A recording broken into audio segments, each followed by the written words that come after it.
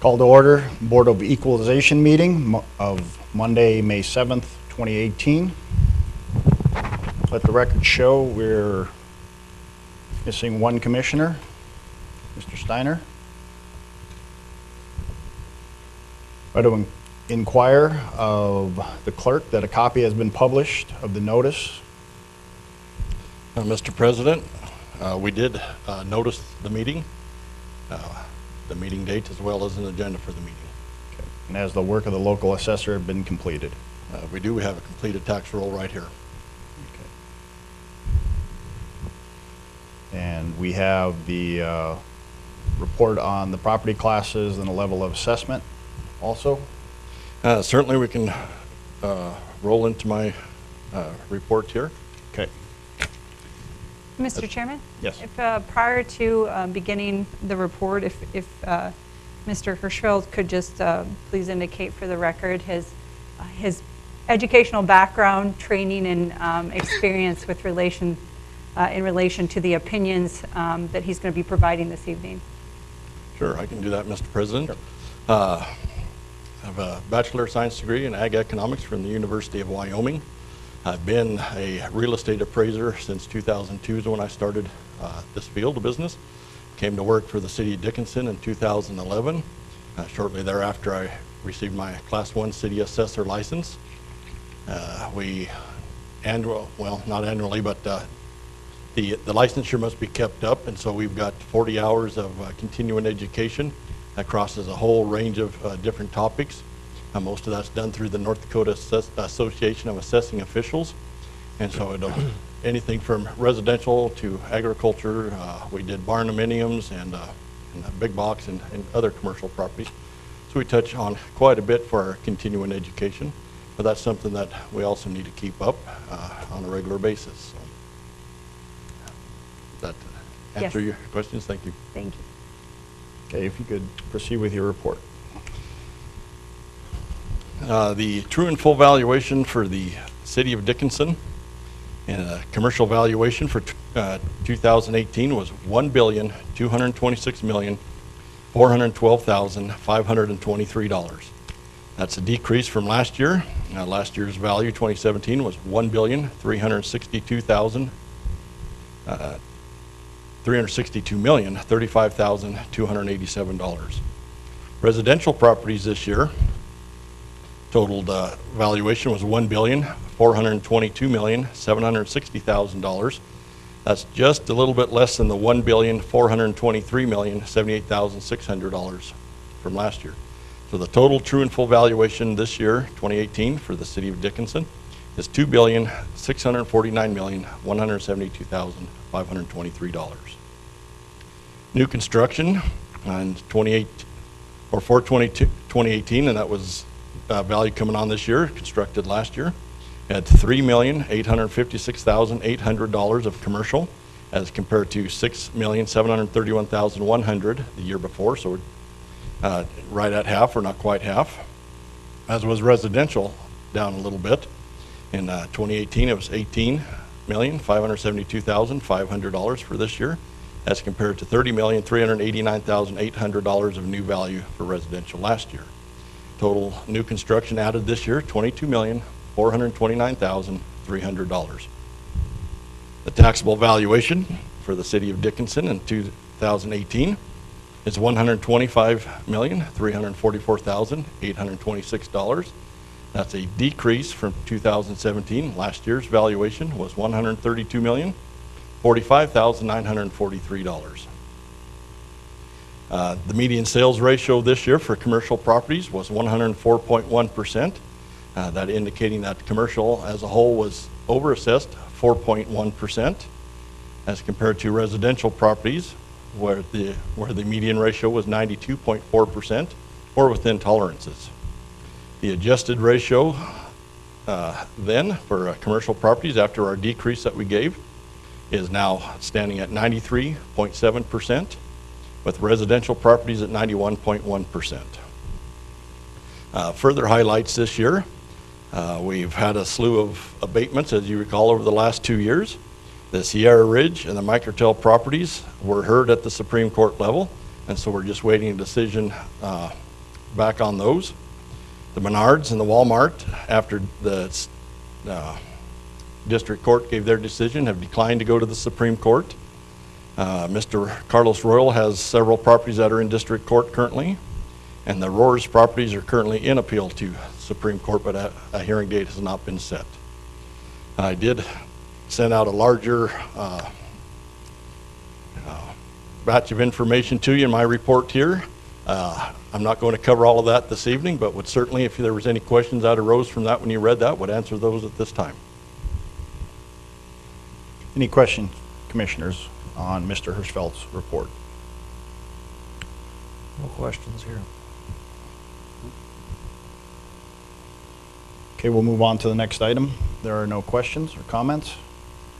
We'll consider prior year tax abatements. And we have no tax abatements at this time, knock on wood. So. Thank you, Mr. Hirschfeld. The Board of Equalization shall proceed to equalize and correct the assessed roll. Board may change the valuation and assessment of any real property upon the roll by increasing or diminishing the assessed valued thereof as shall be reasonable and just to render the taxation uniform, according to North Dakota Century Code 57-11-03. We'll move into the session where anyone may appear before the board in person or with their attorney or agent who are feeling aggrieved by anything in the assessment roll and may apply for the board for correction of alleged errors in the listing of valuation of his real property. And the board may correct the errors if they deem just.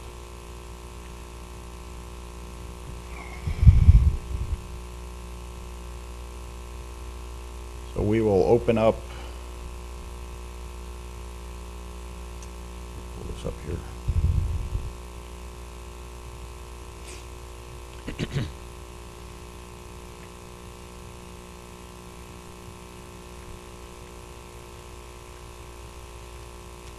We have two scheduled properties, and before any of the properties come forward, I would ask that they limit their discussion to no more than 20 minutes so that all aggrieved parties may address the commission.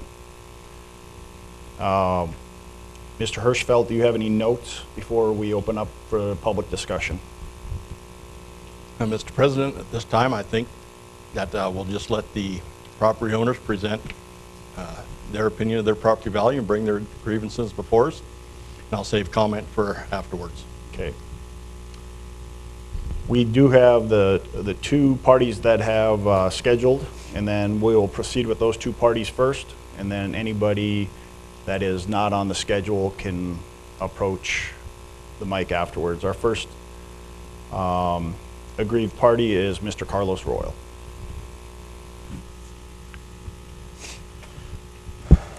Thank you. I'm Carlos Royal.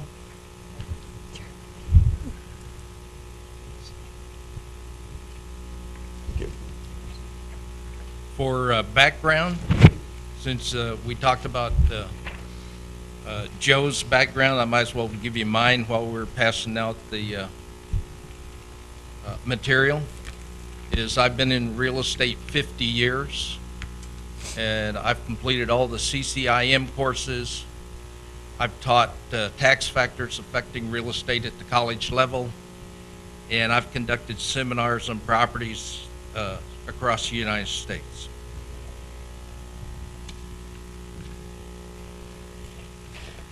I'll kind of skip some of the slides to try to stay within the 20 minutes, but since there's 6 properties involved, 5 minutes of property is 30 minutes, but I'll try to cut it as fast as I can as I go through this presentation for you.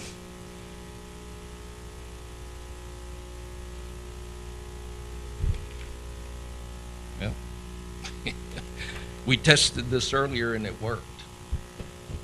Does anybody know how to make it go to the next one? There we go. Okay, first of all, I'd like to just point out that our first slide, this is the worst in history for Dickinson. You'll notice that Century is down 77.83%, Eastwood's down 52%, 8th Avenue is down 56%, Park Place is down 145%, Royal Manor's down only about 5%, but it was down 76% the year before. Silvergate's down 2.3%, but was down 70% the year before. How did the assessor view this historic year? He said that it only affected the market 10.5%.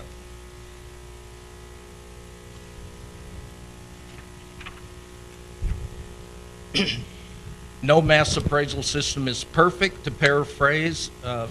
It's even the best models, there will be some properties that are outliers and will not fit the models. Source of that quote is Joe Hirschfeld, assessor, City of Dickinson. No mass appraisal system is perfect. We should expect errors. All assessments are assumed to correct to start with. I'm not here to correct all properties. We're not here to fix the mass appraisal system. The mass appraisal values do not establish market value. We're looking for true and fair full value or market value. I'm hoping that you are better able to understand the difference between mass appraisal and single property valuations, as they are significant and can result in differing results. Joe Hirschfeld. And what Joe's really saying there is this: the mass appraisal system can give us wrong answers, and our job is to correct it. We don't make market value fit the mass appraisal. We make the mass appraisal model fit the market within a acceptable error range. We're not looking for the mass appraisal value. We have that because Joe has told us what it is. Our goal tonight is to catch and correct to market. And we're going to be talking about 6 properties. And they vary in range from 120 units down to 12 units.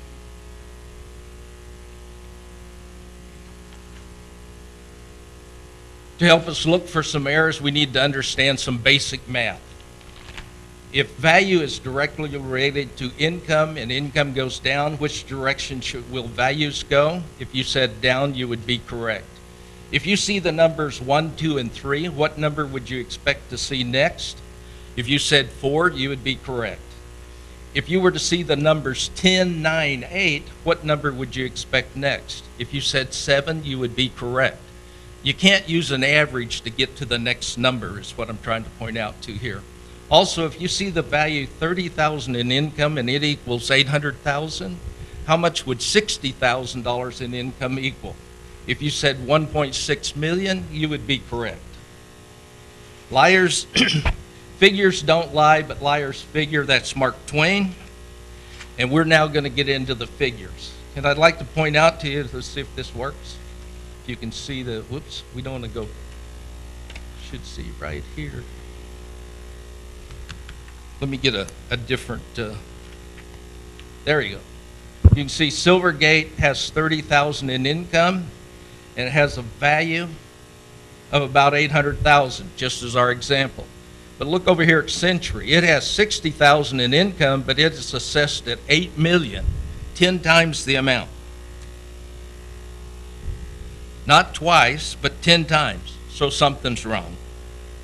Similarly, if you look at Park Place, you'll notice it has negative income, yet it's assessed higher than Royal Manor, it's assessed higher than 8th Avenue, and it's assessed higher than Eastwood. Doesn't make sense, something's wrong.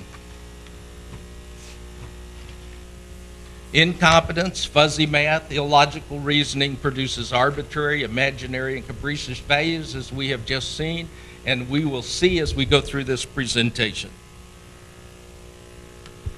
I'm going to skip the definition of market value because I think you know what that is. And we're looking for true and full value or market value. Market value is the same as true and full value for residential property. And I'm going to skip down to, you'll notice where it says true and full value is the standard of value to be used by the assessor for residential and commercial property. true and full value is the value determined by considering all things that could affect the property, such as income, expenses, location, condition, age, obsolescence, such as functional and economic, which includes the oil bust and oversupply of units. I'm going to ask that we evaluate each property individually and correct it to fix an individual error without making all. If we evaluate and correct each property individually, because a blanket percentage correction cannot fix an individual error without making all other properties wrong that were on the list and correct.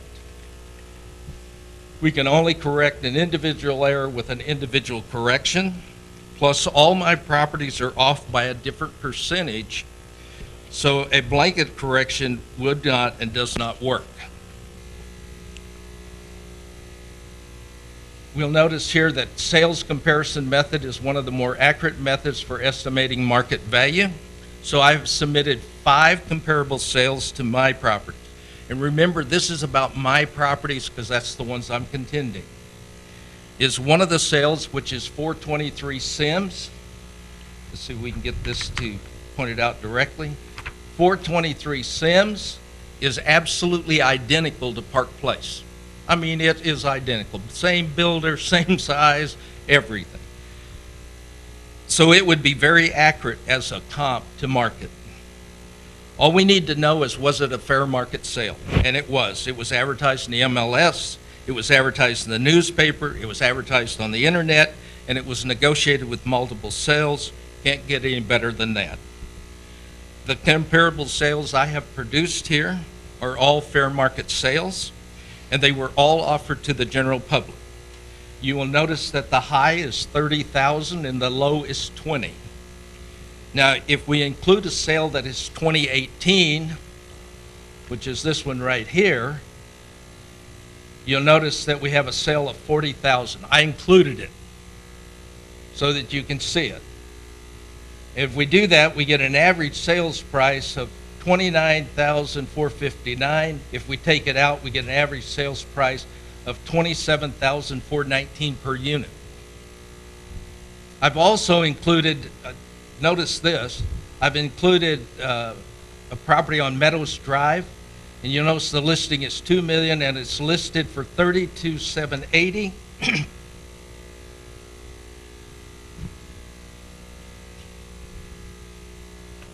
There we go. And this is a great one because it shows you how the market thinks about the current assessments. Notice that it's assessed at $4,109,000, but the list price is only $2 million. It's at half the assessed value.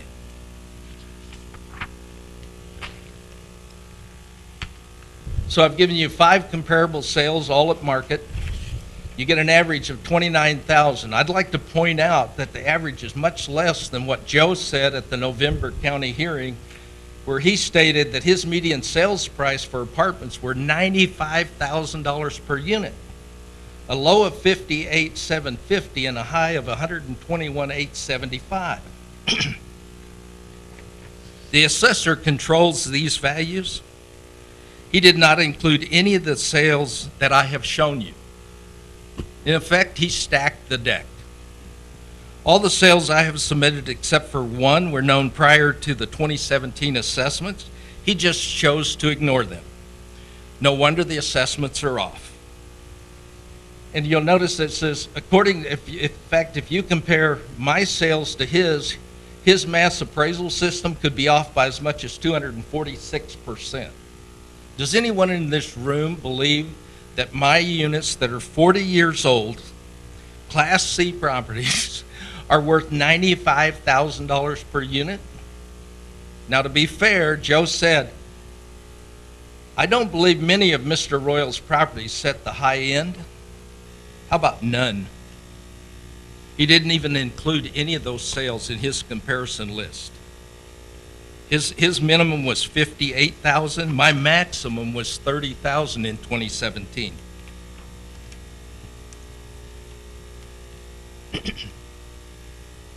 Mr. Royal, if I'll give you the extra time just so I may ask a question, just Yeah. so Mr. Hirschfeld, if you could, I guess, answer or rebut what he just said about including the sales. Yeah, I'm not sure where he got the idea I didn't use those sales. I also want to point out here, since we're clarifying the issue, these 5 comparables, and on page 14 there where he talks about the county hearing, that county hearing was the abatement of the 2015 valuation. So we were talking about a completely different data set. Those sales would have came from 2014. So to say I'm using 2014 sales in regards to the 2015 valuation in an abatement hearing and then coming back and using them to today, that's erroneous, and I'll just leave it at that. So we move on? Yes, I grant you one more minute. 1 minute? Well, that's for this. I mean, no, Additional additional minute, yes. Okay, I'm sorry, because I was hard to say, okay. I mean, I will speed it up as we go, if I can get this to click to the next one. There we go. The next way you go to market value is you use rental as income as a basis for evaluation. I went out and I calculated the historical GIM, the gross income multiplier, based on the assessor's actual value. I did that for my properties. I went back all the way to 2003 when I bought the first property. And I'm not going to say a whole lot about it other than if you'll notice that Century is 5.52 is the high, the low is 3.5. And notice that in 2018, that's for this assessment, he's at 10.61. If you look at all of them, you'll find that his GMI has all of a sudden changed to 2 or 3 times the historical highs of these properties. None of the values, if you look at the values, come close to the assessor's value per unit. Capitalization of net operating income. Now this is the gold standard. This is the way properties are bought, sold, and loans are placed on them. It's so I calculated the historical percentage of cap rate used by taking the actual NOI and dividing it by the assessor's value. So I got a historical, and I get a high for like Century is 15.23. I get a low of 8.6. I get an average of 10.86. But I want you to notice something. In 2018, for the assessor to get to his value, you got to use a cap rate of 0.76. So again, I'm not going to go over all those numbers. I'm just going to ask you, do you believe investors are rushing to Dickinson to buy properties at a 0.76 cap rate or even a 1.7% cap rate? Because those are the cap rates that is used by the assessor if you take his assessed value and divide it into the actual net operating income. What rate do you think is reasonable cap rate for 40-year-old Class C property in a bus market where incomes are expected to continue to be down, where the average vacancy is 25% in the marketplace? Is 8 or 10% reasonable? I'm asking you. Is 8 to 10% reasonable? Because if it is, we can look right up here and we could, whoops, I don't know why that's changed. Go back one. Let's see if we can go back one. There we go. Okay. If we look at, here's the net operating income for each one of these properties. You get 10%, you get $5,000 a unit. At 8%, you get $6,000 a unit. At 5%, you get $10,000 for Century. Now, none of these even come close to what the assessor has them assessed at, except for Royal Manor. And Royal Manor, it comes close at 5% at $34,744. And the assessor is saying it's worth $35,000. So if you get down to about 5%, one property will cap out. Mr. Royal, the Park Place, because you're showing losses on Park Place. Yeah. Was there any construction, remodeling? No. Did you have tenants out for a reason? No. Moved any tenants? None. It was just the lack of interest in the? Yeah. It just, you can't rent it. Okay. Okay? Income on that property is down 145%. I'll cover it individually in a moment. Let's go to the next. Here we go. This is kind of remember our math basics. I want to show you in 2009, I just want to point out something.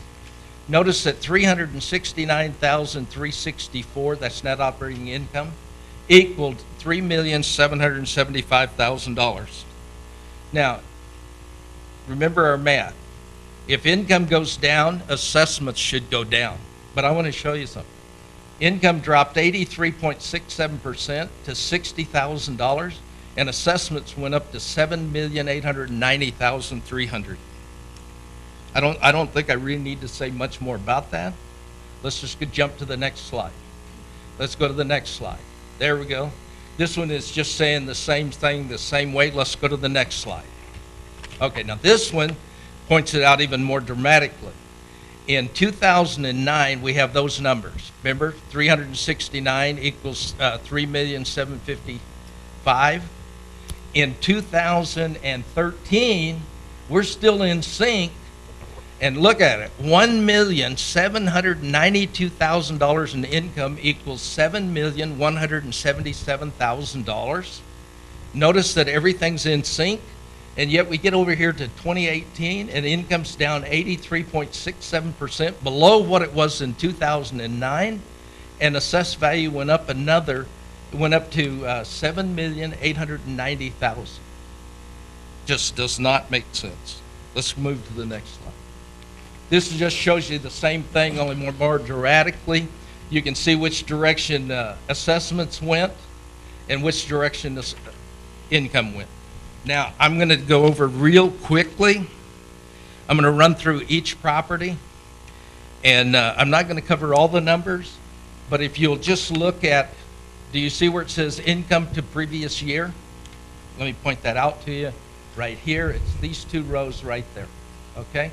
Notice that in 2014, income went up 12.5%, but assessments went up 30%. The next year, income went down 11%, and assessments went up another compound 30%. In the next year, that creates, just by the way, when you go minus 10 in income and up 30, that creates an error of 40%. And then we go the next year, 2016, and income dropped 32.16%. And the assessor said, whoa, we need to make a correction. He made a great big correction of 9.7%. Now you'll see this pattern over and over and over. So let's go to the next chart. And it's Eastwood. It has exactly the same pattern. If you look up there, there's one black and the rest are negative. Let's go to the next chart. And let's go to 8th Avenue. And 8th is a little different than the other ones because I only have one chart at the bottom showing it because I didn't own it in 2009. I bought this one. What makes it different is I bought it right at the start of the boom. In other words, like it's up, and this one was down all the way. If you look at it, it was down, down, down, down, down. I paid $1 million for this property. The income has dropped 94%. Would you like, so if the income's gone down, the assessed value should be something less than the million. And you know what? It is. He has it at 930,500. Income's gone down 94%, and he's reduced the assessed value 6.5% over that time period. It just does not make sense. Let's go to the next slide, Park Place. This is the one you ask about. No, we didn't kick out any tenants. No, we didn't do any remodeling. No, that's just the income. And you'll notice that it is off by 24, 44, 49, and minus 145%. This property produces no net operating income. It lost $11,000 last year. Yet he has it assessed higher than Royal Manor, Eastwood, and 8th Avenue. He has it at over $45,000 per unit, and our highest sale was only $30,000, and the most recent one, if you count 2018, is $40,000. And this property is producing no income. Okay, next slide. Royal Manor. This is my best property. It's the best property, produces the most. And what's interesting about this property is the assessor called me and he said, Carlos, if we can get to an agreement on Royal Manor, we could probably reach an agreement on all the rest. And you know what? I agree with him. The assessor is currently at 35,000. Write these numbers down. He's at 35,854. But based on a comparison of the sales, I'm at 29,459. If the assessor comes down 10%, I go up 10%, we're within $136. If we split that, we're both within 10%. We're about 9.9% off each, okay? So just for a moment, let's assume that we agree that the value of Royal Manor is $32,337. Now, you don't have to make it official, but just for the moment, let's agree. And what we're going to do is later we're going to compare the other properties to that number. And at that number, the cap rate is 5.41%. Okay? So it's not market, but in trying to get there, that's what it is. It's 5.41%, and we're both within 10% of what we say the property's worth. And then, like I said, we can use it as the standard as the assessor suggested. Now let's go to the next one, Silvergate. Let's get it out of the way. It has the same pattern as all the rest, so I'm not even going to say anything about it other than Silvergate is my best performer per unit. It's based on, it has 2 bedrooms, it has a basement, it has garages, so it produces the most per unit for rental. Okay, so we can go to the next slide. And here's what I did. If you look at this slide, the first column gives you the prices per unit on a 10% cap rate. The next one gives you the value per unit on a 5% cap rate. The next one gives you the price per unit on the comparable sales. The next one is my historical GMI, and I took and compared it, and that gives you on the historical GMI per unit. And then I have this just too good to pass up. And people ask me, what is that? It's just, that's the value when something doesn't make any economic sense. How much would you pay for it? And why do I pick 15,000? Because that's what I offer to write a check for the 61 units that's on the market. It's too good to pass up. It doesn't make economic sense. But even though it's stupid, I said I'll take a chance. I'll actually write them an offer for 15,000, which I did. So that's the number that I use up there. And you notice it goes up. So then I picked what I considered my values, and then I have the assessor's values. Let's go to the next slide so we can get through this. Now we're back to the first slide I showed you. True and fair market value is to consider all things. That's the income, the expense, the overbuilding of apartments, the oil bust. If we take it all into consideration, and here's our income, I can tell you that a minus 10% is the height of incompetency. When you have an average of 64% reduction, and that's just since 2016. That's not over the 5 years that apartments have been in the bust mode. Okay? Let's go to the next slide. Now this slide is where I get to my conclusion, and you'll notice that the first column is the appraisal. I had all these properties appraised for 2015, 2016, and 2017, and there's the appraisal value per unit based on 2017. The problem with it is that it was done with estimates of gross income. In other words, you know, the appraiser went out and he estimated how much income, and of course he, like everybody else, overestimated. So if you look at the next column, it says adjusted. That's adjusted for the actual gross income times the appraiser's gross income multiplier. What's interesting about that is it puts them right in order. It says Park Place is worth the least, then 8th Avenue, then Eastwood, then Royal Manor, then Century, then Silvergate. And that's the same order that I put them into. Okay, Mr. Royal, I think we get we're about Okay, few, can I few, take just more minutes. Go ahead, one more minute. I'm on the last, half a page, okay? If we take Royal Manor as we talked about, and we reach 30, and we say that it's correct at 32,000, we can turn around and say Eastwood is less. So I'm going to agree with the assessor, and we won't make any changes. It's 29. Then we get to 8th Avenue. 8th Avenue produced 82% of Royal Manor. If you take 82% of 32,000, you get 26,702. And then we get to Park Place, and we say that one's not producing any income. If we take the lowest comp that exists in the marketplace and we put it on it, it's 24,000.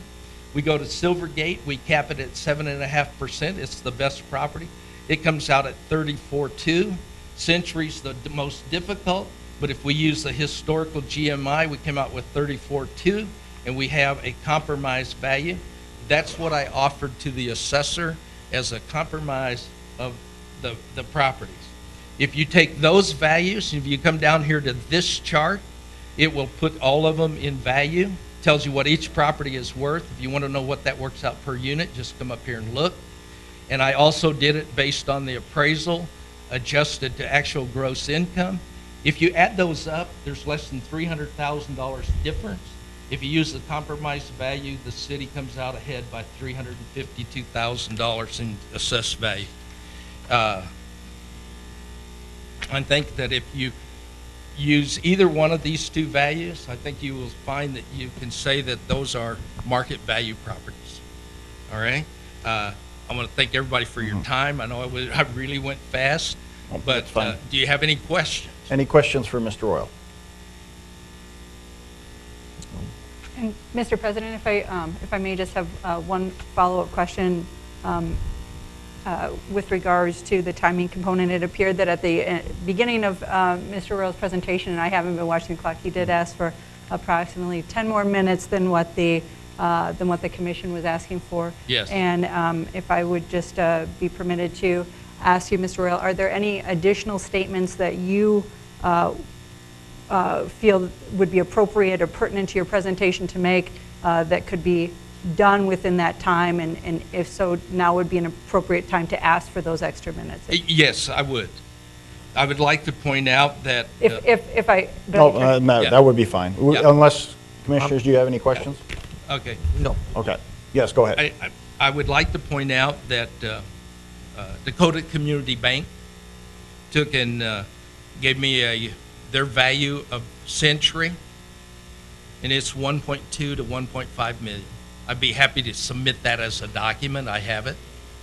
And that's the only other document that I have that I think, would make a difference. But it just shows you that from 1.2 million, if you do it on a cap basis, that's all Century's worth. If you do it on a historical GMI, you come out with this 4 million. I want to point out to you that whether you use the appraisal or the historical GMI, you get Century at 4,134,000. Do I really think it's worth that much money? No, but I'll compromise to get, if we can get everything else within reason. Right now, there is no logic. If you go, like I said, Park Place is assessed at higher than the other units, and it's losing money. That's not, it's just ridiculous. And none of the comps justify values of 66 and 65,000 a unit. It's just not there.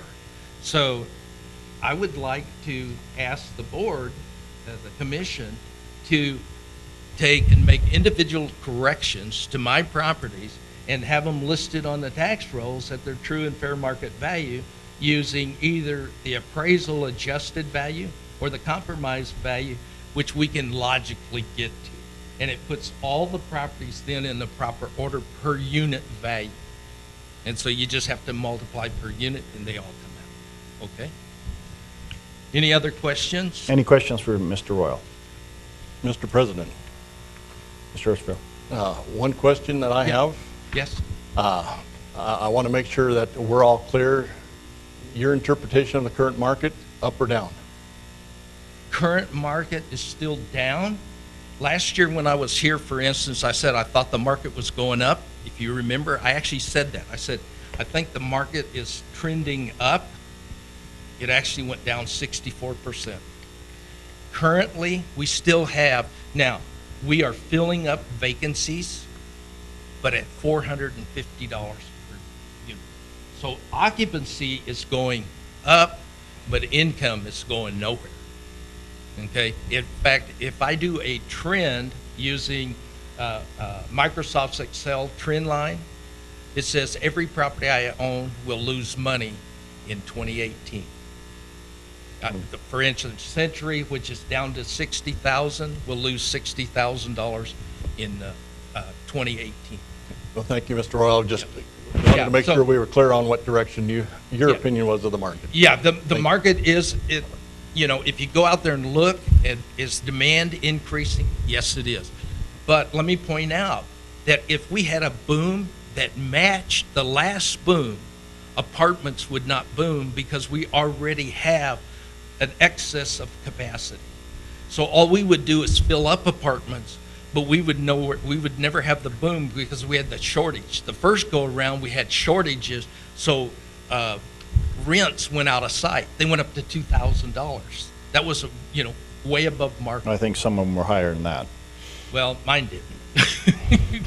But yeah, so we would not have the boom. We will fill up, but it takes at least, because let me point out to you, apartments started to bust mid-2013 when we received a notice that 40 tenants were moving. This is in 2013. We knew that the apartments were already starting to bust. Oil didn't bust till 2015. So apartments were already starting to show the sign, okay, of overbuilding in 2013 and 2014, but apartments were already in the crash mode, this line down. And man, if you look at it, it's just like this. Unfortunately, assessments were going like this, and then they've come down just a little bit, okay? I really appreciate your time, and if you have any questions, feel free to, I'll be happy to come back up and answer, okay? Any questions, Mr. Royal? Upon his request, okay, go ahead. I would just like to inform the public that, especially with these properties, this isn't our first look at these numbers. We've had lots of correspondence leading up to this. We've been receiving emails, we've been receiving opinions from you and opinions from Mr. Hirschfeld. So I just want the public to know that, whatever direction the board and Equalization comes up with, we've had a lot more than the 20 minutes or 25 minutes that Yes. Mr. Royal was We've had a lot of information. apprised to assess this situation. To be fair to you too, so that you know that this wasn't just your one and only shot of coming up here. You've had ample opportunity to state your case coming. You have, yeah. To the commission, in hopes that, as Joe said, that you understand, that everybody's on the same page, and that we understand that there's a mass appraisal value, and then there's the market value, and that we need to make the mass appraisal system match the market. Right. Okay, Thank you. Thank you, everyone. Mr. Hirschfeld, after Mr. Royal's presentation, do you feel, I guess, with your numbers, is, and I know you've had extensive conversations with Mr. Royal, is there a need for him to, once again, you and him to sit down, or you good with your numbers? Mr. President, Mr. Royal and I have had extensive conversation. And I, if I may, I want to kick myself because I meant to make this comment earlier. The assessing department does not use the income approach in its models. We use it to kind of double check what our cost approach and what our market approach shows. So we do have the cost approach completed. Depreciation is set by market sales, and we do review market sales, and that's what the state reviews, is that sales ratio analysis. And so the income approach right now is just something that we use as a check of value. So we just heard a 20-minute presentation on the income approach that the assessing department doesn't even use. And there's a good reason why. I've put a little bit together, the apartments packet here, and we can go through why we're not ready to use that income module. If I may just make a request, Mr. Hirschfeld, for the benefit of those in attendance, if you could, as you progress through your presentation, identify what is an income approach and what is a cost and market approach, so that we can all follow along with the analysis. Certainly, Mrs. Murtha. The cost approach to value, and that's what our system, our mass appraisal system is based off of, is simply taking the sticks and bricks of every building and inputting it into our system, into that individual property's record card. So we measure the building, we have square footage, we have number of floors, number of units, bedroom count as far as apartments are considered. You know, is it frame, is it stucco, is it brick? You know, what is the quality? You know, is it a good quality property? You know, was it slapped up by a builder at one time? So we identify all of those things, and we also keep record of the amount of land that's on that. So those things are all measurable, and every property has that, and that's why we utilize that. And then, of course, the other big one, age. Well, a new property is going to be worth more than an older property, and when they sell, you have that. So if you have within your cost, what the cost to build that older property is new, what it would be worth new versus what it sold for, then that's your depreciation. So we do include the depreciation. And those two are the most vital to our system. Now, we are starting to include the income approach, but as I'll show here later, we're struggling with that for many reasons. Does that? It does. Thank you. And the income approach simply measures the income generating capacity of the property as compared to its sale price. So, you know, you can calculate a gross income multiplier, a cap rate utilizing expenses to get to your income approach. Can I add a comment to the income approach? Yes, Is that Mr. Royal. on what I did is I showed not only income, I showed comparable sales. I showed the gross income multiplier historically for every single property I owned. So I used sales, I used rental, I used all the different methods of arriving at fair market value that's in the marketplace. I did not take one over the other than when you get to the end. I use comparable sales.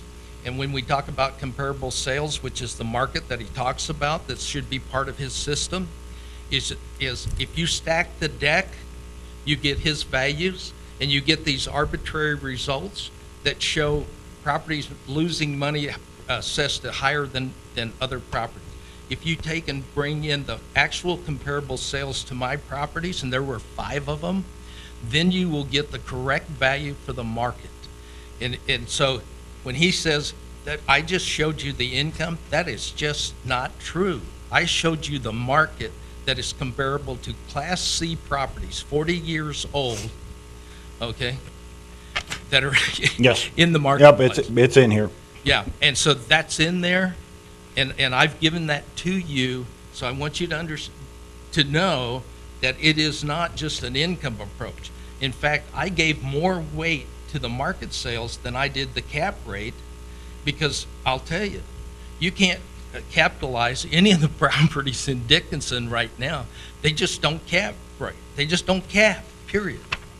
So I use the actual market sales. December 2016 are those sales.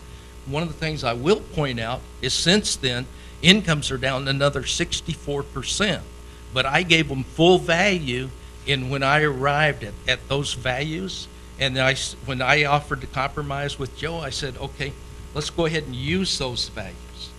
So I used the market data as the most influence in the sales that I came up with and the values for my properties. And I really urge you to go and look at them individually and correct my properties on the tax rolls to those values. And we will do that next, Mr. Royal. Any further questions for Mr. Royal or Mr. Hirschfeld? I believe Mr. Hirschfeld was mid-presentation, I'm sorry. Okay. So if you go to that page 2 of 12 on that packet that I gave you, This is the past 3 years' income statements that we've received. There's 194 apartments in the city of Dickinson. The number of statements, this says 63, but that's over 3 years. So we're getting in right at 20 statements a year. So our return on our income information is quite low. We're not getting a lot of information in. I also want you to look at the range of values. The efficiencies, low end 350, high end 985, 425 for a 1-bedroom, 1175 for a 1-bedroom on the high end, 2 bedrooms, 300 on the low end, 2,500 on the high end. And then we have the medians there. That first column of medians includes every 2-bedroom apartment. So if one of them is a 60-unit apartment, then it's going to represent 60 out of that, so it kind of skews it. So if you look over there to the right-hand side, the median, we've got efficiencies, 1-bedrooms and 2-bedrooms coming in 625, 625, 627. Now, not every property is going to do that, but that's what the data comes back to me to utilize. And we're not, when we look at valuations, we look at being fair and equitable. And so there's quite a bit of reason here to look at why there isn't some more separation in these rents.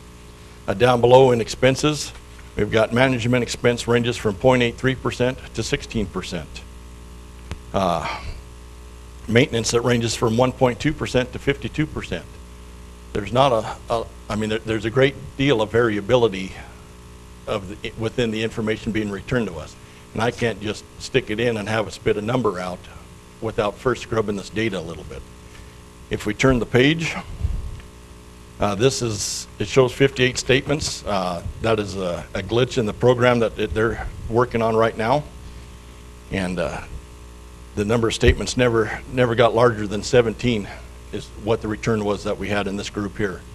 And again, 2-bedrooms range from $300 to $2,500, but the median on that was $554. And so our median income or our median rents that are coming back are higher than what Mr. Royal's stating in his.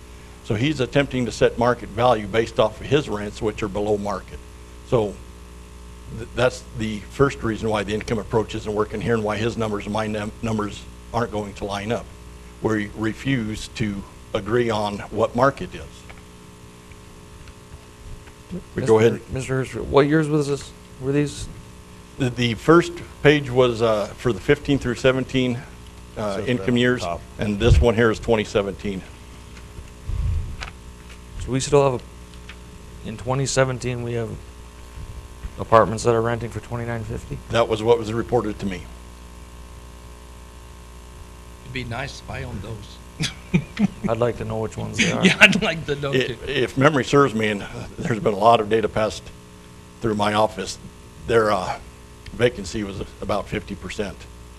And that was one thing I wanted to point out on both of these. The income returned was showing a median vacancy of 25% for both the 15 through 17 years as well as the current year. So that vacancy Of the people reporting. of the people reporting.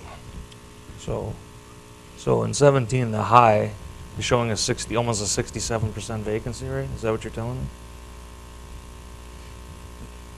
Yes.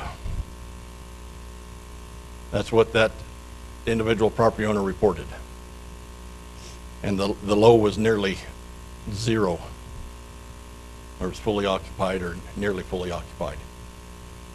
So there's quite a bit of inconsistency in this market here. Can I make a quick comment?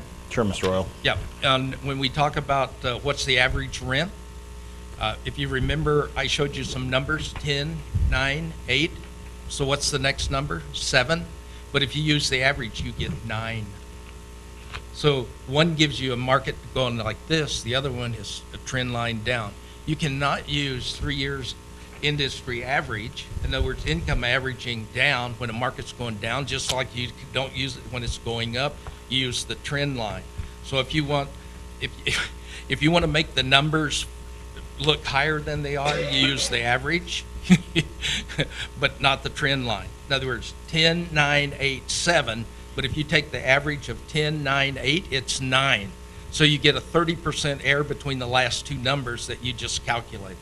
So one of the problems that the assessor's having, and I want to point out, it's not because of me, because had said at the last meeting and also at this one, I have always, and let me repeat this, always submitted all my income and expense statements to the assessor's office. Every time they have requested, when they did their appraisals back in 2015 to 2012, every time they requested information, I sent it to them. Sometimes I sent it to them even when they didn't request it. So they have always had my numbers. And you can't, like I said, you cannot use an average and get appropriate rent. And you have to adjust to the individual property when we get to this level. At the mass appraisal level, he can do whatever his system is, that's what you get. But at the appeal hearings, at this hearing, at this level, when we're talking about what is my property worth, we have to get down to the individual property because that is the controlling standard. I put it up there. If you go read the Century Code, it tells you that the standard is market value, not the mass appraisal number. It is the market. I mean, we could go back and I could put it back up there, but I quoted it exactly.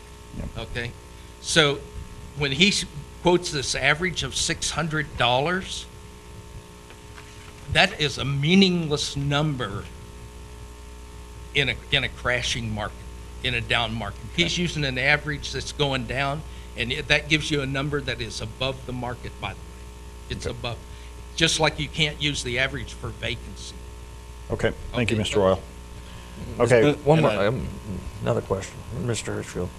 So on the 2017, 3 bedrooms, we had one statement reporting with 36 units, and their low was $2,700? Yes. They're low. Correct. That was what was reported to me. And we verified that because I find that very hard to believe. I did not call the person back, but that was the income statement that I sent out in the spring, and that's what they returned to me. I just do not believe there's an apartment in this town that's renting for anywhere near that kind of money. Which is why it makes it difficult for me to try and rely on this information to do an income approach on, and where I need to spend a little more data or a little more time with this data to understand it. So I share the same concern you do, Commissioner Frederick. So there's one statement with 36 units as yeah, they're saying their low rent was $2,700, and their high was $2,950. and the only place that could possibly be is Sierra Ridge. Well, I mean, yeah, and I don't think that's possible either. But right. Okay. So, well, what we need to. Do you have anything more, Mr. Hirschfeld? If the commission will bear with me. Okay. Because we've been on an hour on one. I understand that.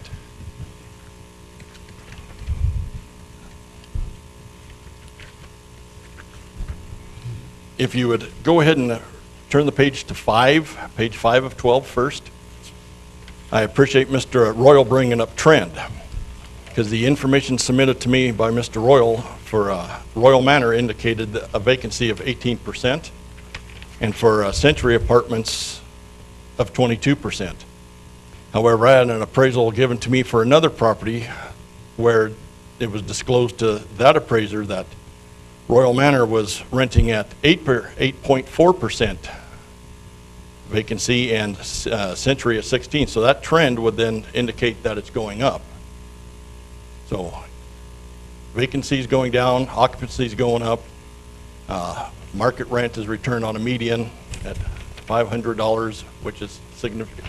Mr. Royal, if you allow me to get through this, and I'm sure they'll let you have your say. Actually, Mr. President, if I may, it would be appropriate, since that there were limits placed on the people coming before you today, that Mr. Hirschfield also have those same time components. Okay. However, it's difficult to measure those time components with the interruption. So if I would just offer that the commission discuss possibly a structure for one side than the other, and questions. And okay, well, we'll do the same thing with Mr. Hirschfeld's counter of 20 minutes, and I would say you've had about 10 minutes. And So, through the next several pages here, I can move along fairly quickly. Page 6 of 12, if you will.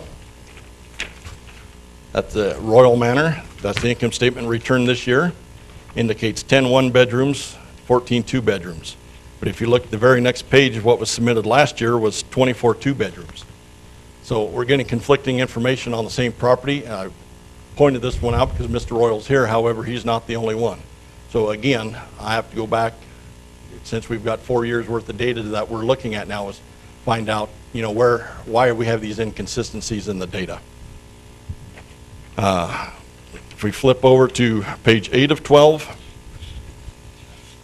just wanted to point out that on this Eastmore one, the front page for the income was filled out. However, the back page, and this would have been for all of Mr. Royal's properties, he didn't fill those out in a manner that we were asking for. He did submit the spreadsheets on that.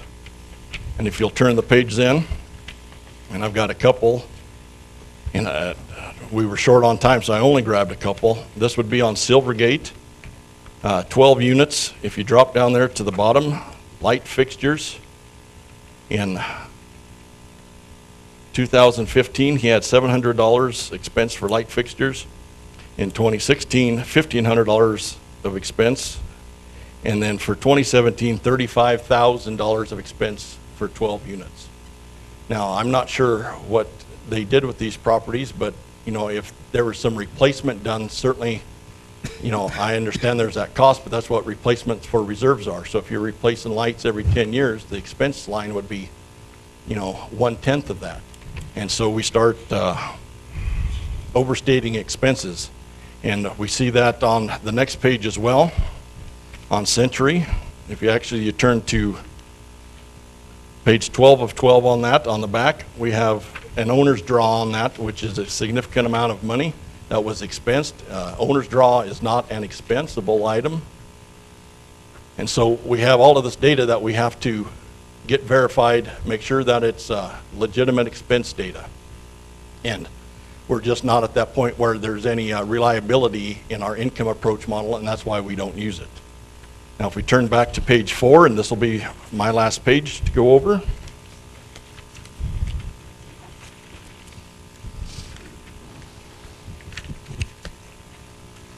This would be the entirety of the sales list of apartments. The low end ranged from $26,630 sale. The high end was $66,000. To the left of that, we show what the assessed value of those properties are, the number of units, the year, and then on the far right there, you see what the gross income multiplier is. The 6.5 came from that appraisal that I have. The 7.5s that you see below are those that were calculated by me. So these gross income multipliers come directly from the market, not from calculating my own assessed value against my own income. That's not a gross income multiplier. And then down below there, we show the list of Mr. Royal's properties. The low end, and he had a 29,000, I showed 31. Maybe I had a calculator error. I had one too few units in there. But anyway, ranging from 31,100 to 66,000. I want to point out that his Royal Manor is a very similar property to the sale in 2018 that sold for $40,000. And again, going back to trend, those two sales, the late 17 sale and the 18 sale, kind of show that the market may be trending upwards. I know I've said here before this board that I thought those other sales were maybe towards the lower end of what the market would be, and it kind of maybe is indicating that. But the other thing to look at is the sale price compared to its assessed value. The 18 sale sold at $40,000, assessed at $43,000. That fourplex that sold late in 17 there sold for $48,000, and we have it assessed at $50,500. So by no means are we under-assessed right now, but with where the market's going, what other commercial sales were, I would say we have our apartments in line with the rest of Dickinson commercial at this time.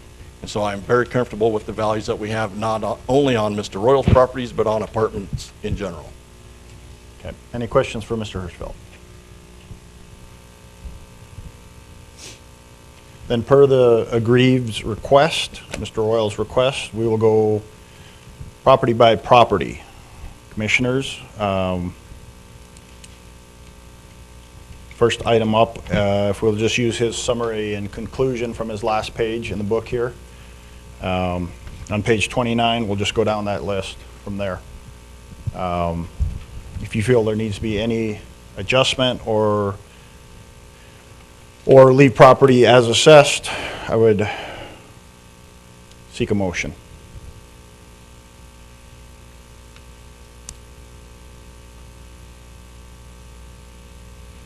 I would defer to Mr. Hirschfield. So, what are your thoughts on what he's compromising here, Mr. Hirschfield? Thank you, Mr. President. Mr. Friedrich, and I have a feeling that the methodology is going to come out a little more clear with the next property owner that comes up. He's asking for a number, and we don't, in our models, have a way to put in a number. There's no way around how his property sits there. I mean, the sticks and bricks are there as they are. The property is rented that way. At no time has Mr. Royal said that his property is not listed exactly as it sits there. So with that assumption, then, you know, when our model goes back to the tables and it says, all right, for this square foot, here's our base, and then we start adding or subtracting for all the features of that property, that is the true and full value based off of what other sales have done. Should be as close to market considering the time frame, and Mr. Royal's sitting on the front end all the time at this. We're required to go back 3 years because that's what we have to have is 30 sales. So we're not even looking at the same time period necessarily. But I don't know how we, just short of going in and just putting a Board of Equalization value, and there's a way to do that, of just putting a number on that. But that is outside of what our models would do. There's no other way to change his property to bring that down. Unless we give a specific number. Unless you give a specific number outside of the model. So then again, Commissioners, I would go back to the assessed values on page 29, or I guess you can use it off of page 31, since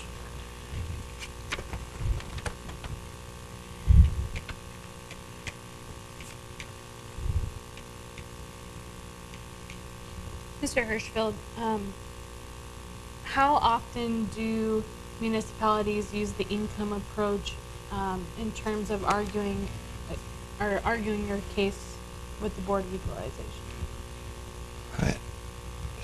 Mrs. Commissioner Trustum, I can't answer all of those, but I'll tell you what our CAMA software provider told us when I started sending some of this information to him. We don't have anybody who uses it this hard. We didn't realize we had some of these glitches in it, so they're working on that. So by that answer, I would say it's rare.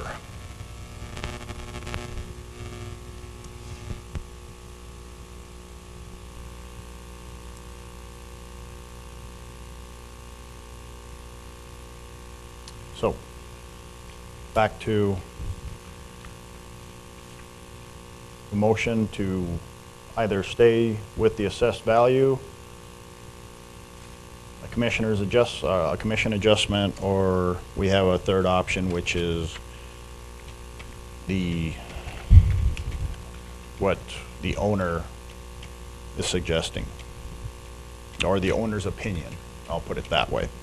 Mr. So- President, you know, I'm just taking a look at the book sheet that we were supplied from Century Apartments in 2015, and I know what Mr. Hirschfield is saying is it's difficult to look at expenses for properties without verifying what actually was spent on what, and you do have to divide that over a certain number of years if you're investing into your property. So I mean, just looking at some of these, I see flooring at almost $100,000. That could easily be considered a improvement of the property that has to be divided amongst. Is it 10 years? I know that it has to be divided in expense for every year that it's It would be for the estimated life of the item. So a roof may be 15 to 20 years. Floor coverings would be something less. Okay, so flooring would be considered an improvement on the property. Yeah. As, Can I point out something? Sure. So it might shorten this process? yeah, GMI does not even look at expenses. Gross income multiplier, we did not use the capitalization rate, which takes into account expenses. So when we're talking about what was used by the assessor, what was used, at least what he's told me, what was used by the appraiser, and what I used when I did the historical, is all based on gross income, not net. So that when we get into the weeds of talking about does the expenses match and all that, we don't even have to consider it here, because I didn't consider it. I used GIM, which is gross income multiplier, and I used the historical data produced by that property for the last 15 years. Okay? So just so that, in other words, I'm trying to get you out of the weeds and onto a level playing field, so that we're really talking about gross income. It's real easy to measure, and I have submitted that to the assessor, and there may be some errors in, I don't remember spending $35,000 on lights, for instance, that would appear to me that that's a typo in there if that actually shows up on the line. But we don't even have to look at it. All we need to do is look at gross income, which is the income that I collected on each property. And I showed that multiple times in there. thank you. So in Okay, your- thank you. Mr. Royal? Yeah. So in your GIM calculations, that was 2015 back the life of the property? I did all the way to the life of the property. So I can give you up to, those. up to 2015, and then 17 and 18 you separated? Yes, and I separated 17 and 18, just to show you how that they departed. Why did you exclude 16? It just, I didn't have enough room to put everything there. I could have put 16 in there, okay, I have it. You know, it's something that I can send you, for instance. I didn't exclude it for any reason other than we're not talking about 2015 or 2016. This hearing's about 2018 assessments. So I used 2017 and 18, which are the two predominant years that affect this year's assessment. But I didn't leave it out because it's some strange number. I can just tell you that it went up and was outside the historical range. 2016, 17, and 18 are all outside the historical range for GIM used by the assessor. I can tell you that the high prior to that was 5.52. Okay? Okay. Thank you. Thank you. So you're going somewhere with your thought. What, I know, I was just kind of alluding to what Mr. Hirschfeld was kind of getting at. It's difficult to use the income approach without proper verification and working with that property owner. And it's not something that we have looked at from what it's very difficult with our data to use that as well, because Right. we don't have the statements nearly enough reported to represent the market. Is that correct? That would be correct, yes.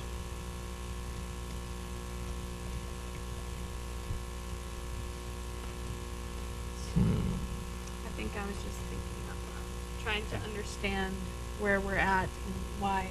So when, Mr. Hirschfield, Mr. President, sorry, when we have Vanguard come in, explain what processes they use. Mr. President, Mr. Frederick, when Vanguard comes in, they do the listing of the property, so they're the ones that went out in 2015, measured up everything, all the improvements that were on the property at that time.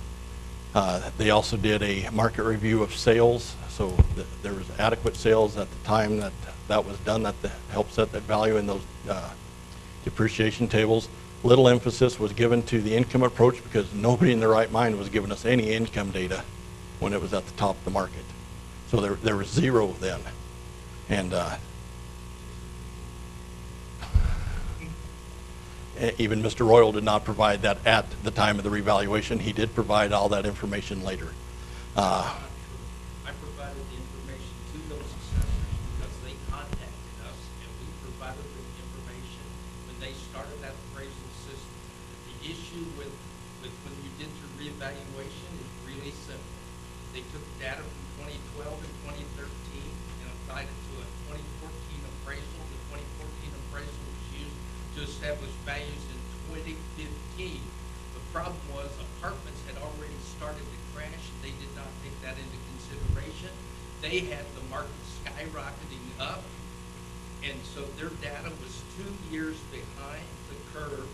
So they gave you an increase of 30% for 2015, when in effect, the market for apartments had already started to decline over 10%. And if you just look at the charts that I've given you, you will see that information, and what I'm telling you is correct.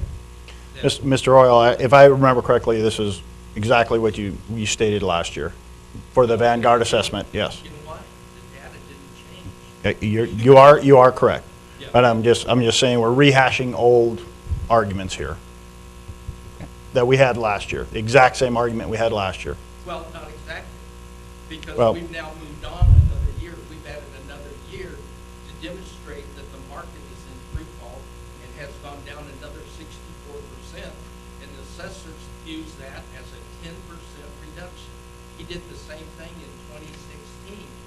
I'm telling you, how can anybody in their right mind look at a market and tell me that the market dropped 64% and it only changes the value 10%? Okay, thank you. That's ridiculous. Thank you.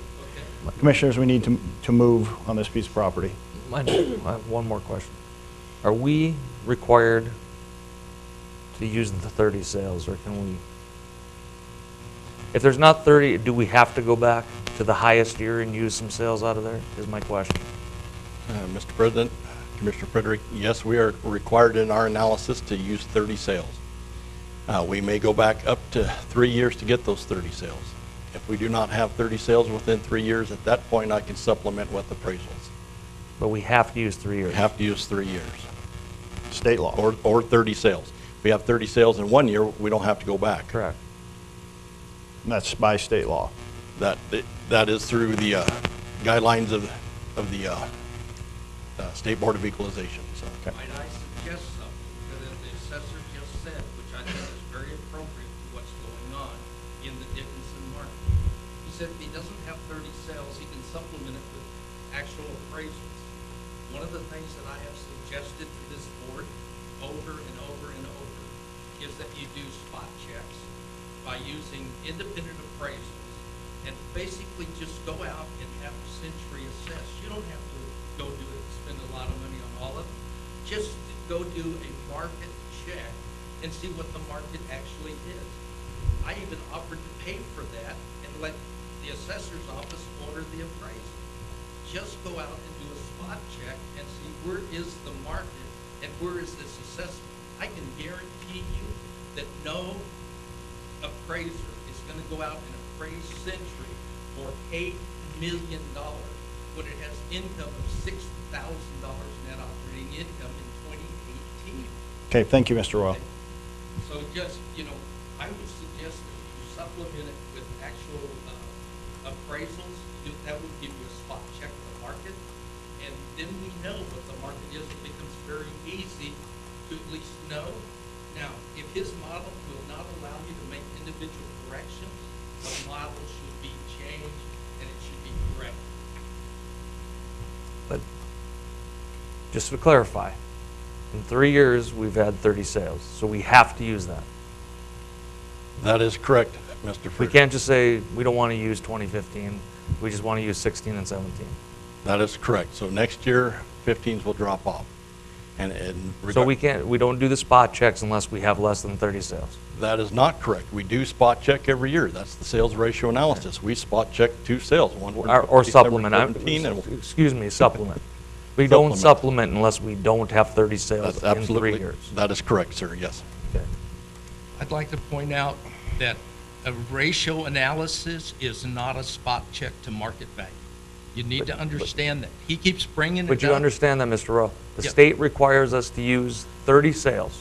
Yes. And if we don't have it, then we can supplement. But we have to use the 30 sales.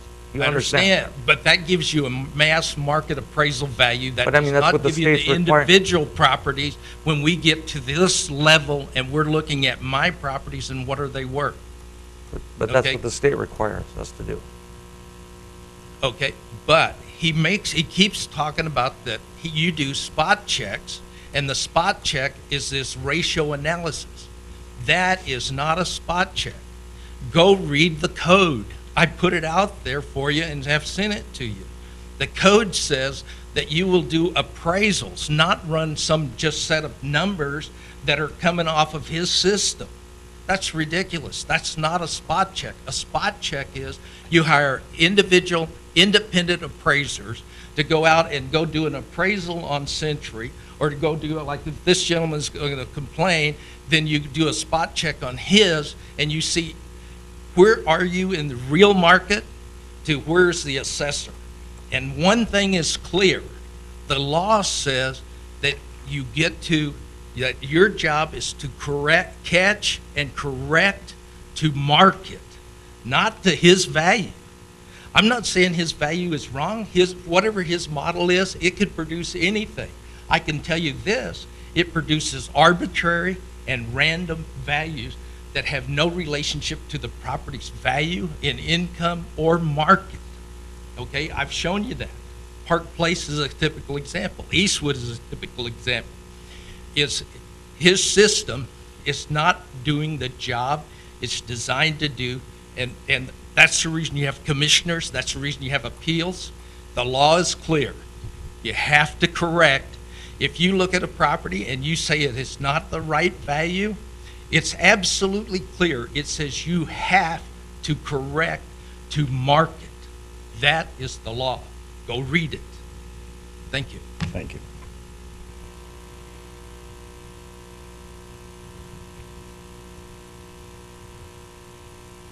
So again, we will go property by property. That is what the aggrieved has asked, and we'll start, and I will look for a motion. We'll start with Century Apartments.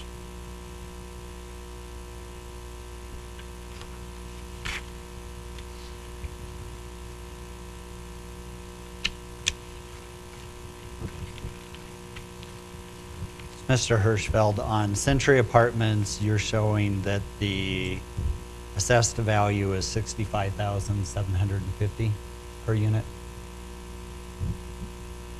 Mr. Altman, that's correct. Okay. And their appraisal is showing $40,250 in a 2017 appraisal. Is what I'm. That is what the appraisal says. We did find multiple errors within his appraisals and did not put a lot of reliance upon that value. Okay. What kind of errors did you find? In one property specifically that I remember, it's not in this list, but there were those townhomes that he owns along States Avenue. And the appraiser had appraised those as apartments and not as townhouses that were able to be sold individually. And furthermore, said that those properties could not be divided. Well, they were already divided. So, I mean, huge errors in that. What about on Century? Let's just concentrate on Century. I don't recall all the errors that were within Century Apartments. Century Apartments has garages, makes it superior to the comparables that have sold recently. It has an on-site office building, playground, pool, and all that. So it has amenities that some of the other, well, none of the other sales have. And therefore, you know, it's a superior property to any of the sales, and it's going to be valued at a higher rate than what any of the sales that occurred were. So your latest assessment is the $65,750. Is this down from the peak, or is this an increase? This is down from the peak and significantly lower. And what, Can you excuse me, well remind below. us of what the high was per unit at Century? Commissioner Altman, I didn't bring that information before you.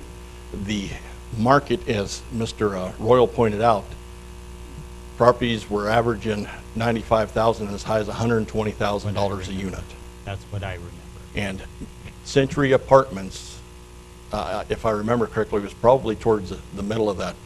But there was not a property income-generating multifamily property in Dickinson that grossed more income per unit than Century Apartments did at the peak. So Right. that was the high earner within Dickinson at the peak.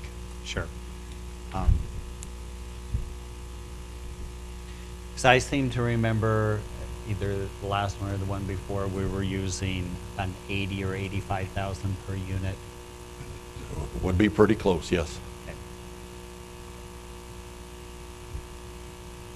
So again, we need to go item by item here, property by property, unless the commission wishes to do otherwise, but since Mr.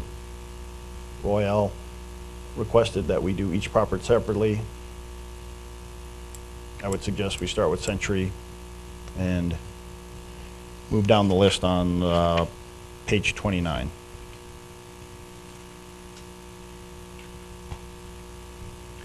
Mr. Frederick, not to put you on the spot, but to put you on the spot, because Sure. the same thing has happened in the hotel industry Correct. as well.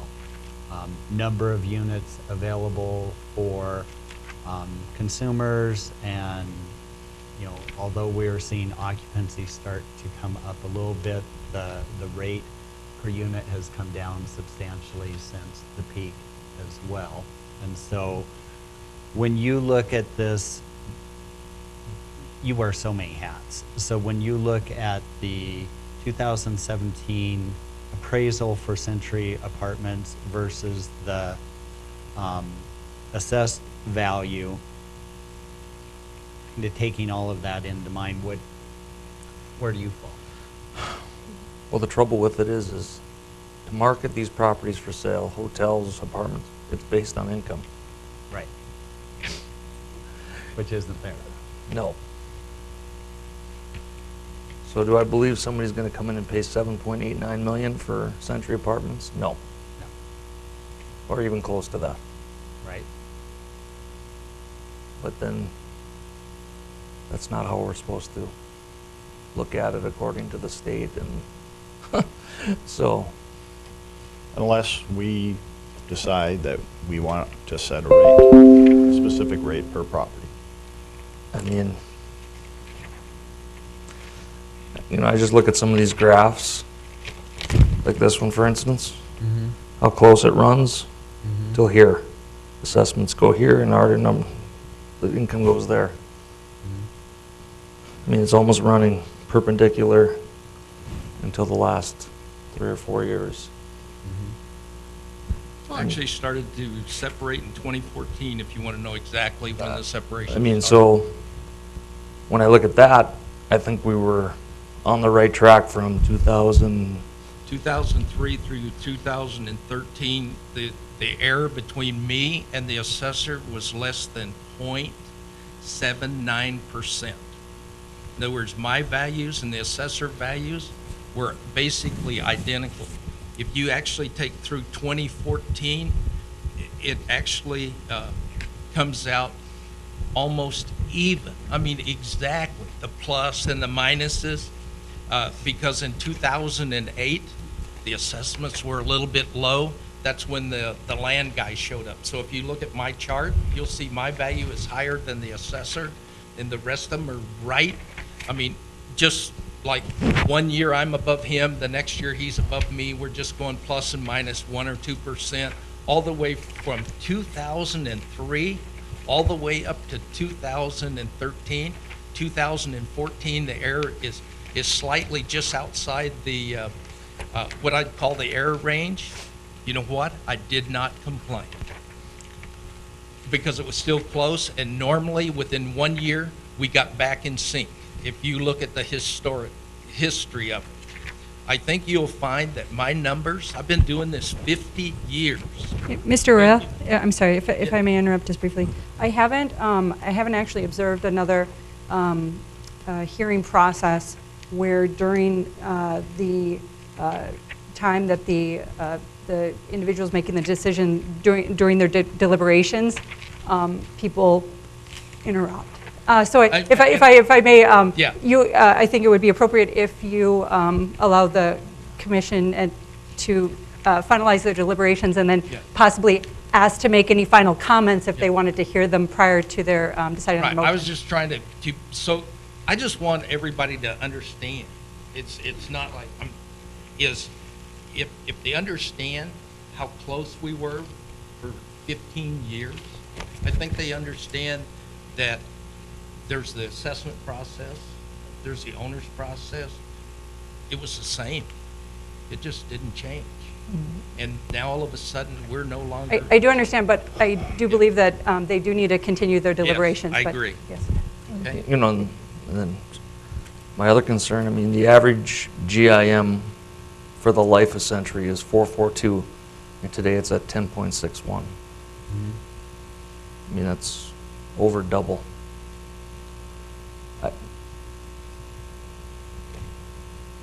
I don't buy into the values that we're have it assessed at, if that's what you're asking me. That's why I'm asking. Not 7 million. I don't know what that number should be, but it's, I don't believe it's 7.7 million. So when you look at the appraisal of 40,000 a unit for Century, so that puts you at a 4.8 million.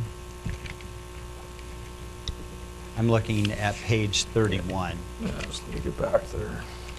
in his booklet. It has the appraisals, and then I'm looking at page 4 of 12 in Joe's packet that shows where our current assessed values are. So we have it assessed at 65,750. The appraisal came in at 40,250 per unit. My hunch is somewhere between those numbers is the real number.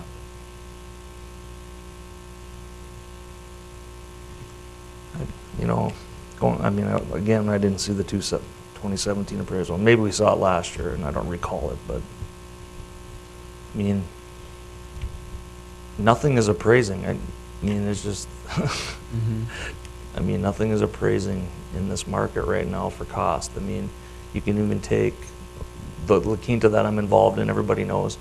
I mean, we have it listed for half of what it would cost us to build Right, right now. because of the income approach. Yeah. Right. Yep. So, And I think it's important to note that, you know, we've discussed that board requires Joe to do the assessments a certain way. correct. And so he is tied to the numbers that he presents because that's the state's requirement. Our job here tonight is to look at individual properties and to decide if it is fair and market value. And I Exactly. think that we agree that almost $8 million may not be fair in today's market. Right. Now, I'm not an assessor or an appraiser, so it's very difficult for me to look at these numbers and to just throw a number out there to what is fair. And as I stated earlier, is there the ability, I know Mr. Hirschfeld, your hands are tied. I understand that we as commissioners, as Mrs. Trustum says, we just don't want to give you an arbitrary number. We still have time that you could sit down with Mr. Royal. Yes or no? Mr. President, yes.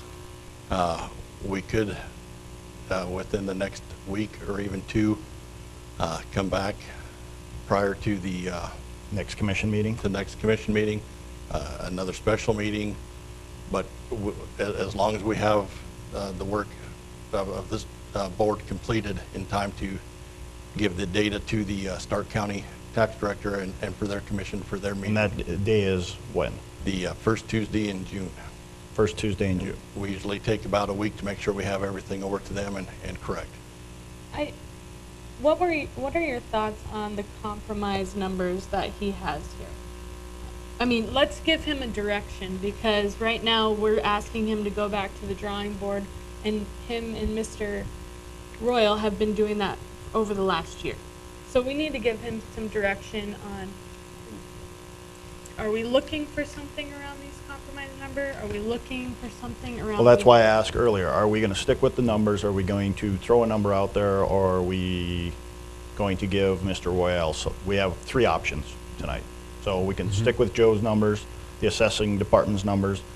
We can go with the compromise or a rate anywhere in between we can deem. Or we can go with the appraisal. Right, or we could go with the appraisal. If I may offer, Mr. Chairman, you might have a sort of a 4th option, which is if you wanted to provide direction to the assessor and guidance, as was suggested, the parameters of that guidance between now and a subsequent meeting.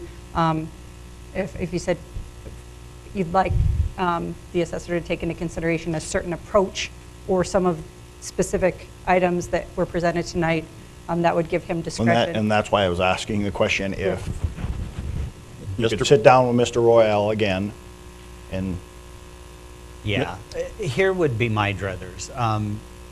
When you're going through these, the assessed value versus the appraised value, and you just think of things holistically of where our market is, you can tell just at glancing that these numbers are off, Yes. that they don't make sense.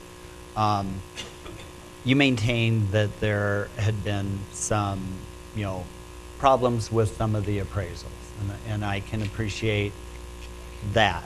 And so, for me, the compromise number is not a go. The full assessed value that you're presenting is not a go. The appraisals, for me, are closer, but if they're off, and they're not even that far off. If you look at Eastwood, the appraisal was at 28, your number's at 31. If you look at Royal Manor, the appraisal was at 31, we're at 35. If you look at 8th Avenue, they're at 33, we were at 40. Park Place was at 29, you're at 45. Silvergate's at 46, we're at 66. Century's at 40, according to their appraisal, we're at 65. So a range from, 1,500 to 15,000. Yeah, so, I would say we need to come in closer to the appraisal numbers. Mr. President, if I may, Mr. Olmans, what I'm struggling with here is the information provided by Mr. Royal are his own manufactured numbers. I challenge him to provide a single sale, apartment sale in Dickinson with a 15 cap rate, and yet that's what he's used. Page 18, he differs away from the assessed value at a value very nearly the 65,000 when you could buy those apartments above 90, sell them above 90 all day long. And that's where he breaks off. We can't even get to an agreement on what they were worth at the top of the market, much less what we're doing now as it trails off. The cap rates in Dickinson from sales, not manufactured or what I think they are, from actual sales was 10% in Dickinson, 14% in Williston. He's using 15. Can I point out that And gross income multipliers are derived Royal, from the please. market, not from what the assessed value was compared to. Mr. Royal, here, I'm going to bring up the same thing I did with Yep. you last time. If you Yep. could just sit down and let us have our conversations, Okay. because we've heard a lot from you. And so we are trying to work towards your benefit, Thank you. and this is clouding it each time you come up. And to continue, I'm not disagreeing that apartments aren't still overvalued. We show that with the 2 recent sales, but we're now less than 10%, where we were much higher than that. We were 60% overvalued on some of those sales. We're now less than 10% overvalue on those 2 sales.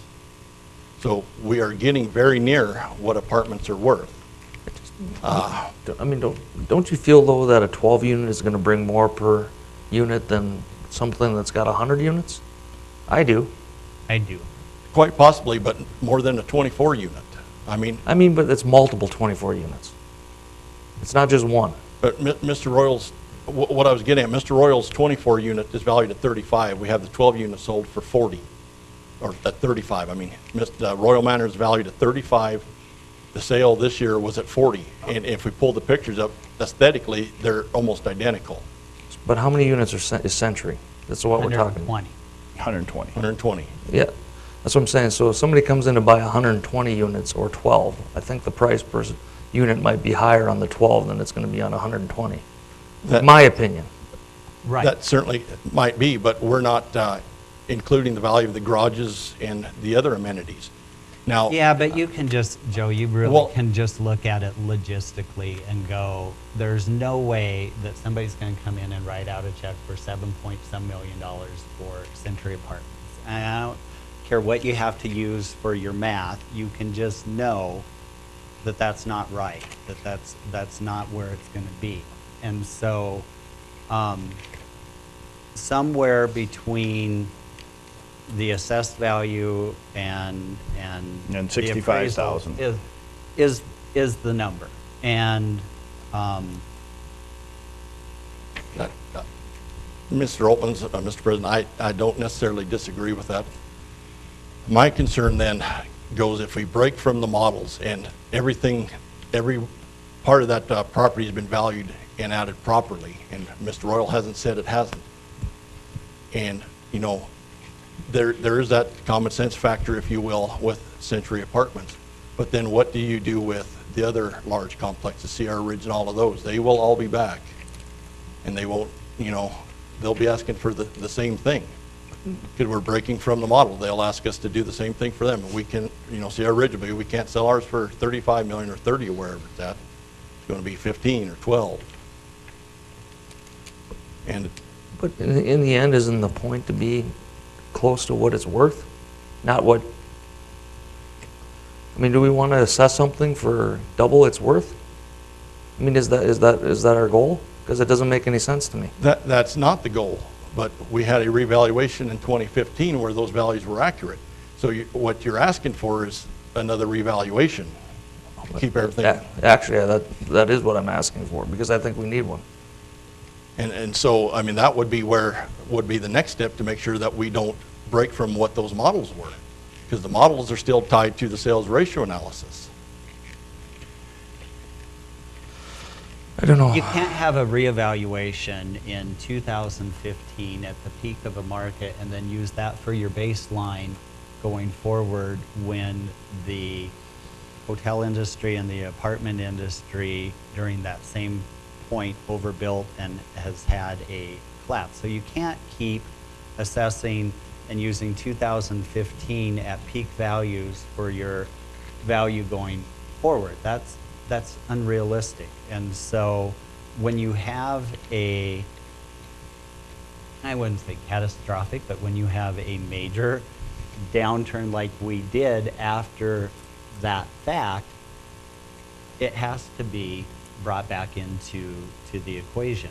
And so, you know, I think that in the past when we've done this, we had been looking at things turning around and moving upward. And I would say that we're heading towards a recovery, and that, you know, oil's at $70 a barrel. We're starting to see numbers of rigs and things increase. We're starting to see unemployment go down. You know, the fundamentals are there, but we still may be a year or 2 or 3 years out before we get back to a new normal for our economy, and it is a shot in the foot for a business owner to pay taxes based on 2015 baselines when we're living in 2008 rentals. You know, hotels are renting for an average of $77 a night. That's probably a 2005 number in the hotel industry as far as where hotels would be. And occupancy in Dickinson through the first 4 months was about 33% Right. average. So, So it's not good. I've laid options out there. It doesn't sound like the one option is is going to happen. So then we as commissioners have to decide. Yep. And I think then we make one of two decisions. We either stick with what has been presented to us, or we put a number down. Well, I think it's important to note too that as these numbers change, we're gonna have to look at our budget and the mills as well, because this is balanced with our mill levy. I know that we don't talk about that a whole lot as a commission, because Administrator Kessel didn't really speak in mill terms, but it's important to note that as our assessments get lower and property taxes reduce, we are gonna have to make up for that in some way. Not that that should be a part of our decision-making, but I think it is important to note that we're gonna be having to cover this in the future. Yep. So it's Okay. So I guess I'm back to, we have to make one of two decisions, because the other ones seem to be ruled out. So we either stick with the numbers given to us, or the assessed value, or we give a number that we feel is fair. Or Or we whatever, have or the two whatever. get together one more time. right? Well, I suggested that multiple times, but it doesn't seem,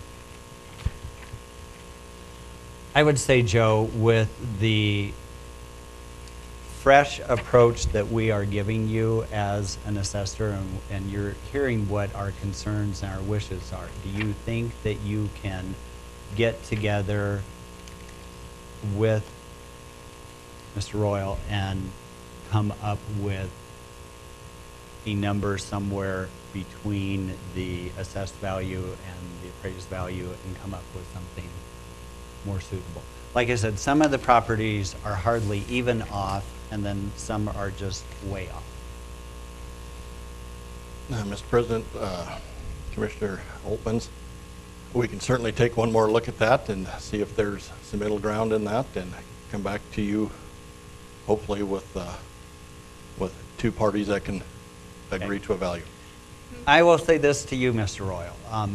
We've had lots of opportunity to look at lots of numbers. We've tried to make concessions as a board each year because we understand the situation.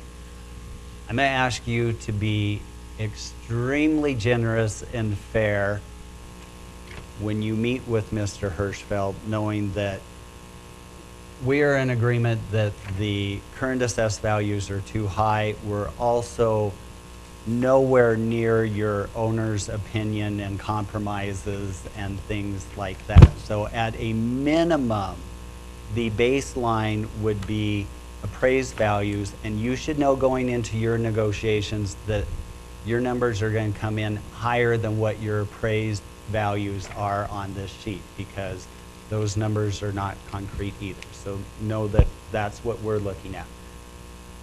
You two need to come back with something in between those two, and you can't come in and lowball, and we can't go in with and stick to our guns on this is how it is because this is how it is. You two have to come back with a number, and if you can't, then we'll have to come up with a different approach to this. well, that's my suggestion. Yep. Let me comment to that. I have, Second. just really quick, two comments and I'm done. Is I have offered always to be reasonable in the assessments. That's the reason I use the market approach versus income. The second thing is Sarah brought up that we have to talk about the budget. No, you don't. It's, even if assessments go down, taxes don't change. They get redistributed. Mr. Royal, we understand. Yeah, Yeah, we understand. okay. Yeah, you're not helping your case. Yeah, okay. So okay. are you willing to sit down with Joe? Absolutely. Okay, and we'll, Professionally, yes, we will respectfully. move on. Yeah, Okay. thank you. Next person on our agenda is Mrs. Shirley Dukart.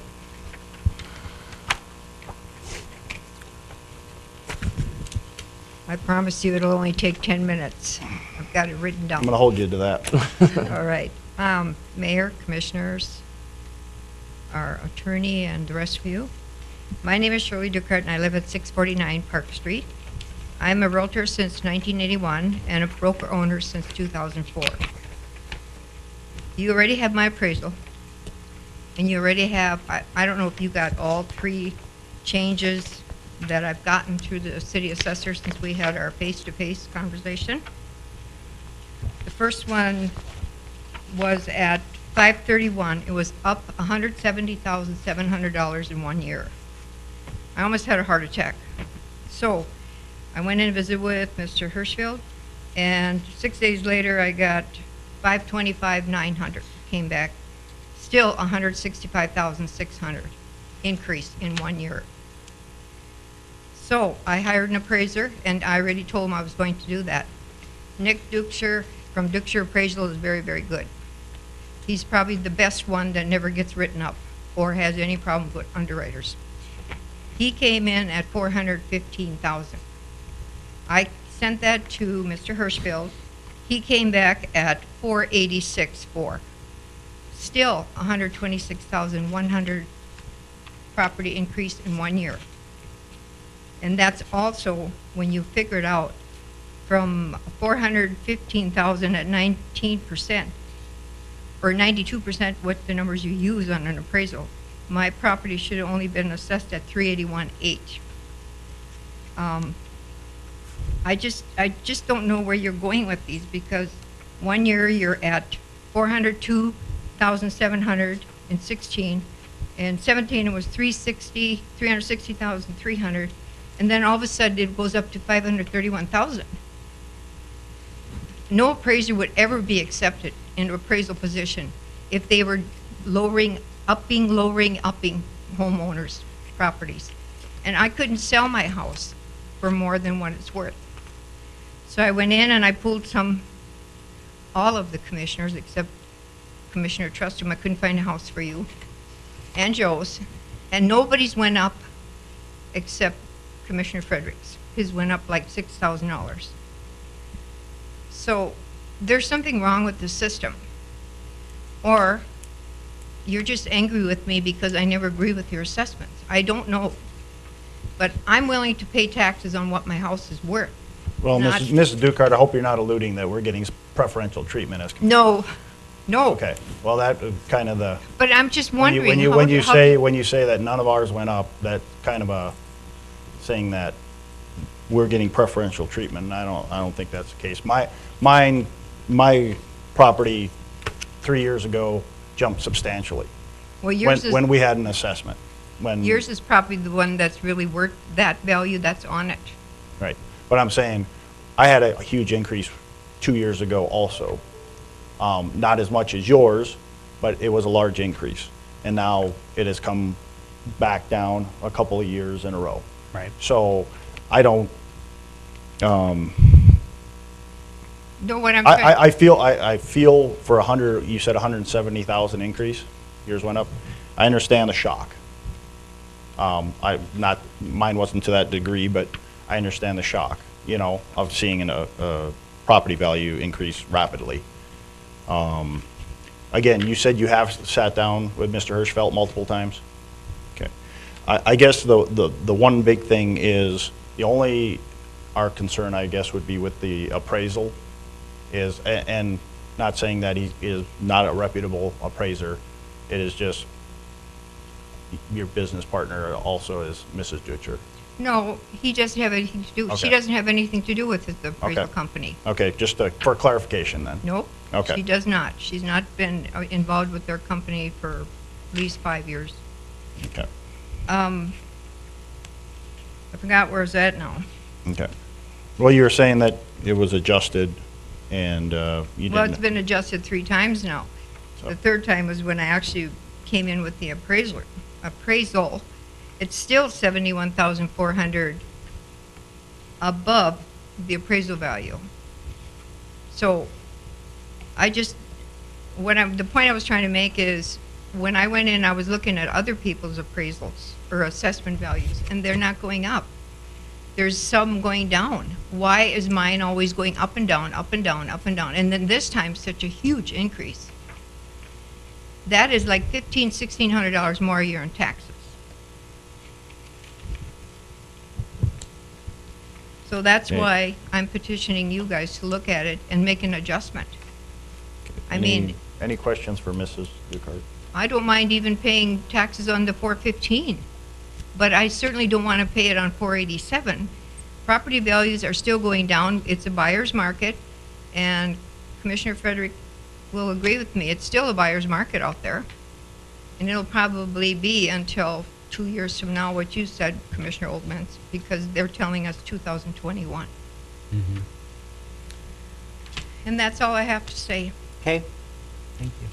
So, Mr. Hirschfeld, how did this all come about?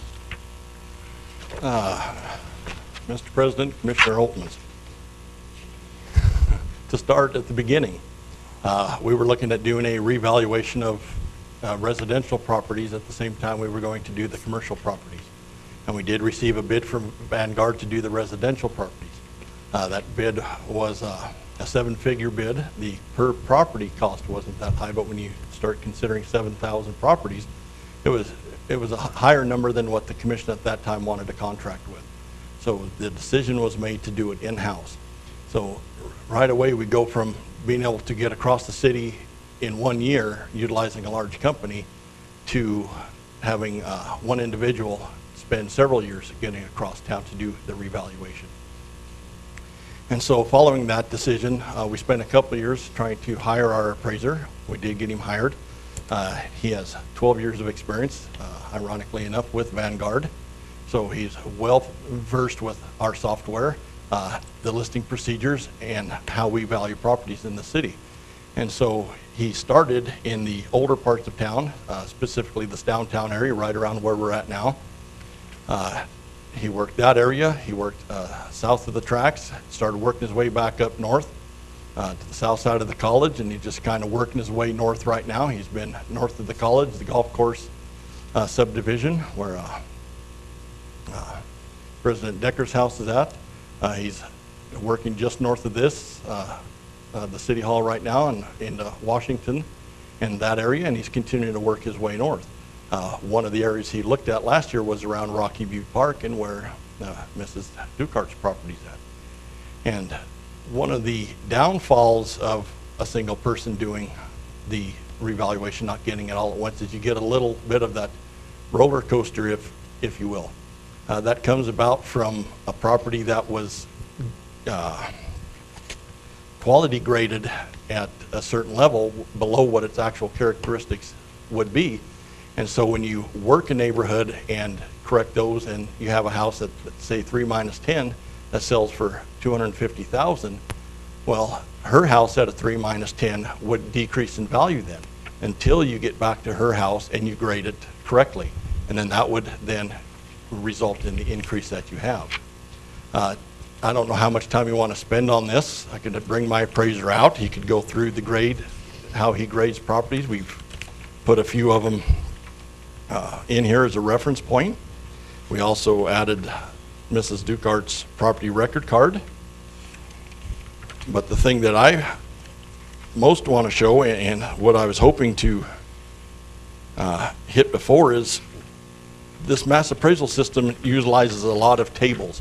Those tables allow us to be consistent in how we value. So if you go to page, well, I can't even read it there, but it looks like this. It's the grade table, kind of in the middle. Yeah. Right now, our manual level, and that's our cost manual percentage, is at 125%. At a 2 minus 10, which is where Mrs. Ducart's house is currently graded, you follow that down to 1.69. That's the multiplier that it gives to base cost of a house of any square footage. So any house that's 2 minus 10 is going to get that same multiplier. That's where we get our consistency from. And we have that across multiple tables. And so it's that consistency in utilizing these tables that allow us to arrive at the values we do. How is the grade given? The grade is determined by the lister or the appraiser. There is a grade chart that we have. It's not included here, but it's as he goes through the property, he's looking at fenestration, quality of materials on the outside as well as quality of materials on the inside. That's one of the areas where we get most of our phone calls, especially when we were on the south side where the tornado damage was. If they didn't give him inside access, he would stand there at the corner, look at the house. It's got a new roof, new windows, new siding, because the tornado come off or the hail and damaged it all. But they wouldn't give him interior access, and so he would assume then that the interior was updated as well. That's an assumption allowable in the appraisal field. However, once he gained interior access, he would then notice that in a lot of these houses that the interior hadn't been updated, and so then from there we could decrease values back off. You have a So tell me on a 2 minus 10, give me a comparable. Is that an updated house? Is that an upgraded house? Is that a normal, this is a 33-year-old house. So how does a 2 minus 10 grade look? And quality grade is different than condition. If you don't mind, I'll have my appraiser come out and he'll walk you through that, since he's the one that was through the property, and he'll better explain what he's looking for when he puts these grades on properties. Okay. This is Jeremy Farrar.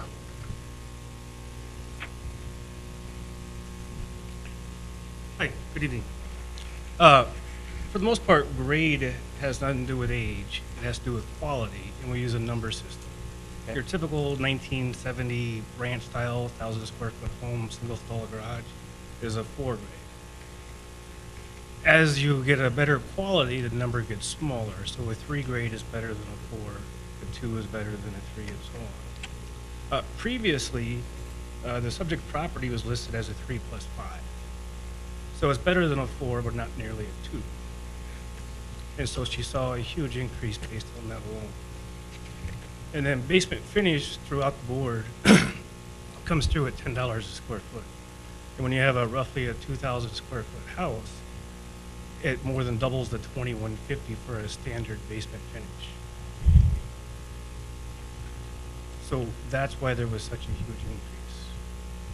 And then in previous years, when she saw her value go down, it was on a 3 plus 5 house, whereas the adjustment or correction for basement finish did not change. Therefore, the market lowered.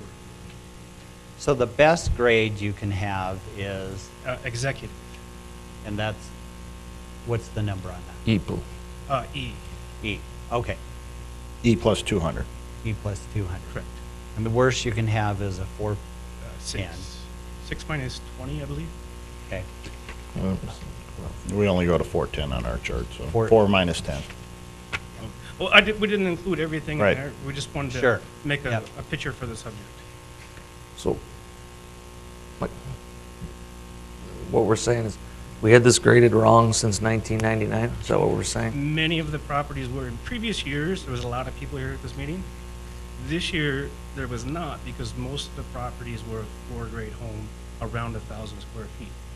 So last year, they saw a decrease based on the market of 4-grade homes, but not the basement finish. So when I went there this year, their basement finish value doubled, bringing it back up to the 2016 value. But that's only on 4-grade homes, because they're small, not a whole lot to change. But when you get to 3-grade homes and 2-grade homes, they were all being undervalued according to quality and basement finish. And those are the things that we were correcting. So the basement finish is the #1 reason that a 2,000 square foot home is going to see a huge increase if the quality, the grade is correct. If you'd like to. I understand that, but, you know, I guess, Mrs. Duhart, have you done any upgrades? Because I've been in your house probably 3 or 4 years ago. Have you done any upgrades since then? Because I'm looking, I guess I'm thinking about your finished grade that you're talking about, and your house is lovely. It has lots of upgrades, but for a new home buyer to come into your home, I think they'd be looking at doing upgrades pretty much throughout, to the basement, to the big, exactly, right? May I? Yeah, comment on so that? talk to that point for me. So initially, it's a 2-grade house. It is very custom, very detailed, and we use a cost manual, and that's our base price. Okay. So it's a solid 2 as far as the construction and the layout of the house. but I found the plumbing to be inferior of the construction of the house. So therefore, I deducted from a 2, lowering it from a 2 to a 2 minus 10. That brings it closer to a 3.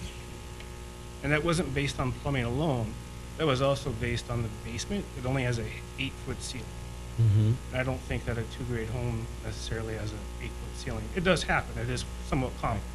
But on this one, there was the plumbing was a huge thing. Because if somebody were to go into that house and purchase it and update the plumbing and probably the kitchen countertop, it would easily go back up to a solid 2-grade house. If they did, but it's not. Right, that's And why so- we lowered it.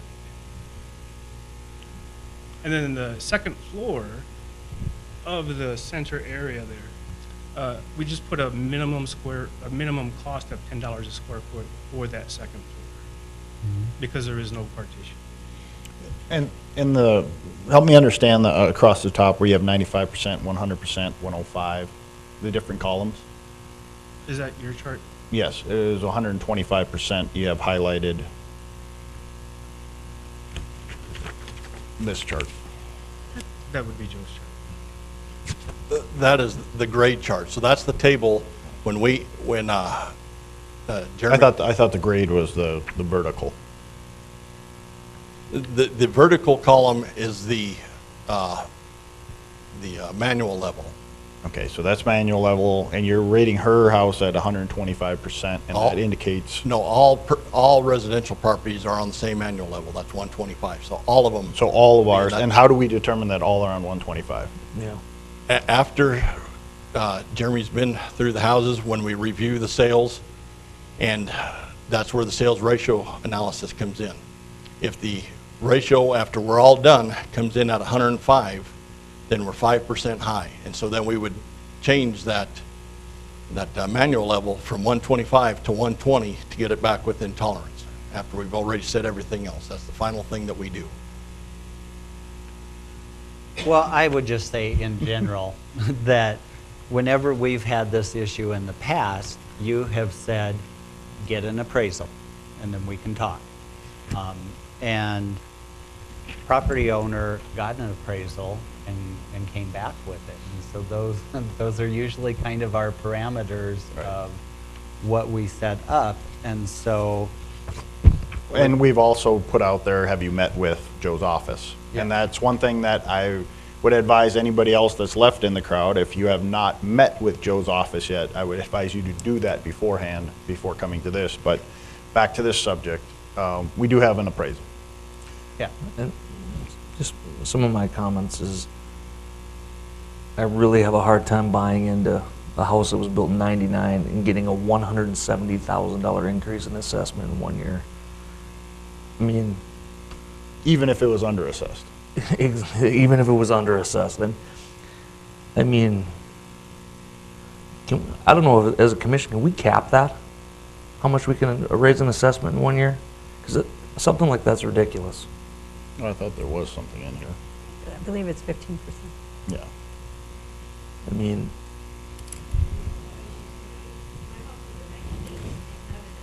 sorry, I thought I must have gotten 98, 99. Oh, okay, anyway. I heard this last year from several people that got these $100,000+ assessment increases, which, I mean, you're telling me from 98 till 2018 we were that far off? That we had to make that kind of steep of increase? Mr. Frederick, if I may, Mr. President. The market in 2000, when they went through and did this, was completely different than our current market. Sure. What I'd really love to point out are the large 2.5-story houses just north of this building here. In 2000, when the market was as depressed as it was, where we didn't have oil, one of the ways that Vanguard used to suppress the value of these larger houses, because nobody could afford to purchase them, nobody could afford to heat them, and so they were discounted heavily. These large houses, these very ornate, very high-quality houses, were graded at a 5. However, when you move forward, 10 years, 15 years, and you get into the peak of the boom, and these houses start selling for $600,000 instead of the $150,000 that were on them, now that quality that was in them comes back out. They chose at that time to suppress the value through grade. The proper way that it should have been done was through obsolescence, because that grade, that quality was still there, but that's what they used to limit that value instead of using obsolescence. And so now when we're going back through there and correcting that, it's adding, with that increase of grade, so much additional value to that property in that lump sum, if I will.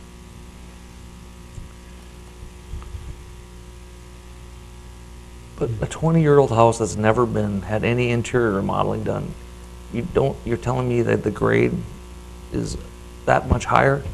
Well, if we may, if you'll turn the page to 16 of 21, we did 11 appraisals, not one, we did 11. And we vary from the appraisal given to us due to the quality grade. There was no quality adjustment made to any of the comps in the appraisal given to us. But if you look across the bottom, and we have these comps right behind here, our level of assessment on comp 1, 99.4%. Comp 2, I mean, you look across there at that level of assessment, 7 of the 10 are within 6%. I mean, we have our models dialed in.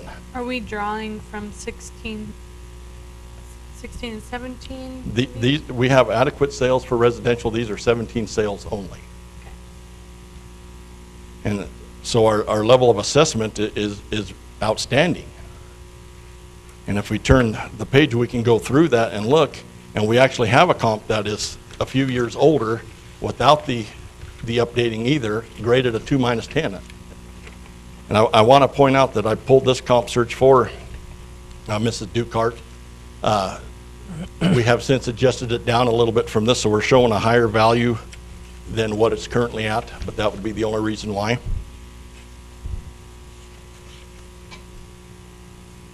But if you go to page 18 of 21, the comparable number 3 there, sold for $765,000. We have it at $729,000. So we don't have an issue with high-end houses. That one is very tight.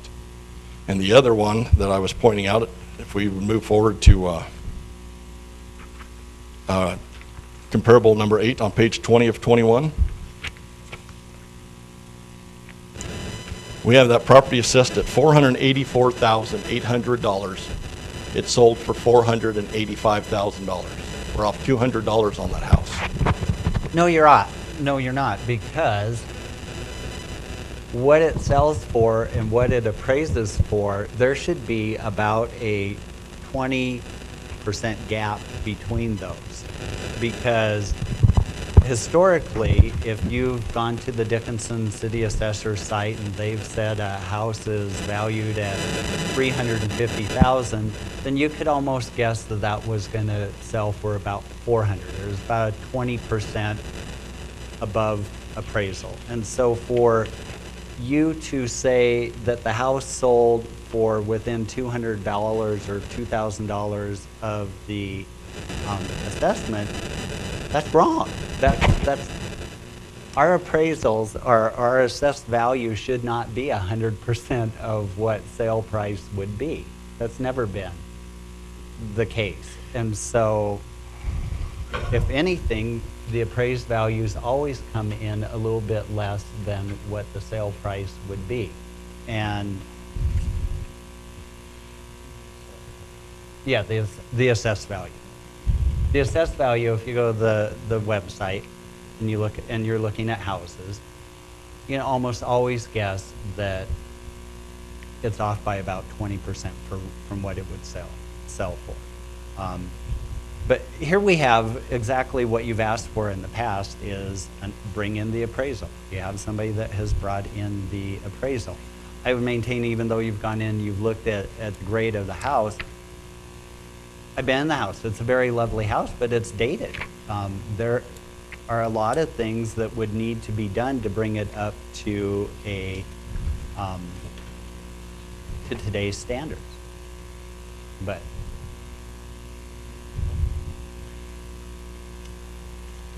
anyone? Well, I'm just looking at what you just pointed out on page 18 as a comparable. And that house, Mrs. Dukart, you have a very nice house, but you don't have a house like the one that it's compared to. I'm sorry. It's not. It's not even in the same ballpark. Right. I don't even know how you could consider that house on 14th Street to be the same class. Her house is very nice, but it's not even in the same, and I understand that's a 2+5, and you have it on here as a 2-5, hers as a 2-5, but I don't even think they're in the same class. I'm sorry. Right. I mean, so I guess I'm having a hard time wrapping my head around the grade multipliers that we're assigning here to property. And I agree with Commissioner Frederick that a house that's 20+ years old, going on 20+ years old, into your statement, Commissioner Altman, it needs updating. So there's, If I was buying your house, I would want it to get up to the assessed value that you had, the 570, but I would want to buy it at 400, maybe even 390, and plug 100,000 into it, and then by all rights it would be that $570,000. Your house has that potential to be a $550,000, $600,000 house, but it would take 125 or 150 plugged into it to get to it. So if I was buying it, there's no way I would pay more than 400, because I would still want to have some equity even after I got my improvements done. Is what I'm looking at. The bone structure's there. Your house has beautiful bone structure, no, but it would need to be upgraded by today's standards to sell for the same level as one of those other houses. I guess we're back to, If I may, I understand your point, and it's well received. That comparable number 8 that we have here is 7 years older and also not updated. It's in a dated condition. So, I mean, we couldn't have picked a better comparable, and it sold for $485,000. When you go through the adjustments between what's superior and inferior between the two, it adjusted in higher. And after what the adjustments that Jeremy made, after we looked at Mrs. Dukart's property again, I mean, was it 481? So, I mean, they're identically priced, or nearly so. And both of them, you know, 1990s houses, both of them dated, both of them very high quality houses. But like you say, they're starting to show some wear in the carpet and some of the other items. And so we have that sale there that was dated that sold for that. And in regards to the other one, yes, that $700,000 house is superior. But when you look at how it adjusts in where the rest of these comparables did. We have a $300,000 house in that adjusts up to that. It's not comparable either. But when you look at the sales that occurred, what is the quality of the valuation we have on that sale, and then how did it adjust in? And they all adjusted in a fairly tight range, even though we have houses that sold between $300,000 to $760,000. That's what we're looking at. well, are there any further questions for Mrs. Dukart or for Mr. Hirschfeld? We need to make, The one for Ms. 485, Dukart? That was all updated. 485 was updated. It was owned by a realtor. She had everything updated in that house. which one is that? The one for 485 on my, 1114 15th Avenue West? yes. She doesn't have brass lighting and like I do, Mr. Olson, right? Right. Right. Well, we're back to Yeah. kind of where we were before. Do we take the recommendation? Do we I would say make a we would. adjustment, or? I would say we, at minimum, go back to what we've always held as the benchmark, is when somebody has had a dispute with their property, we have said, get your property assessed and bring the assessment in. Mrs. Dukart did that. So I would say we would at least dial it back to the appraised value. And the appraised value was? 415. We have an appraised value of 415.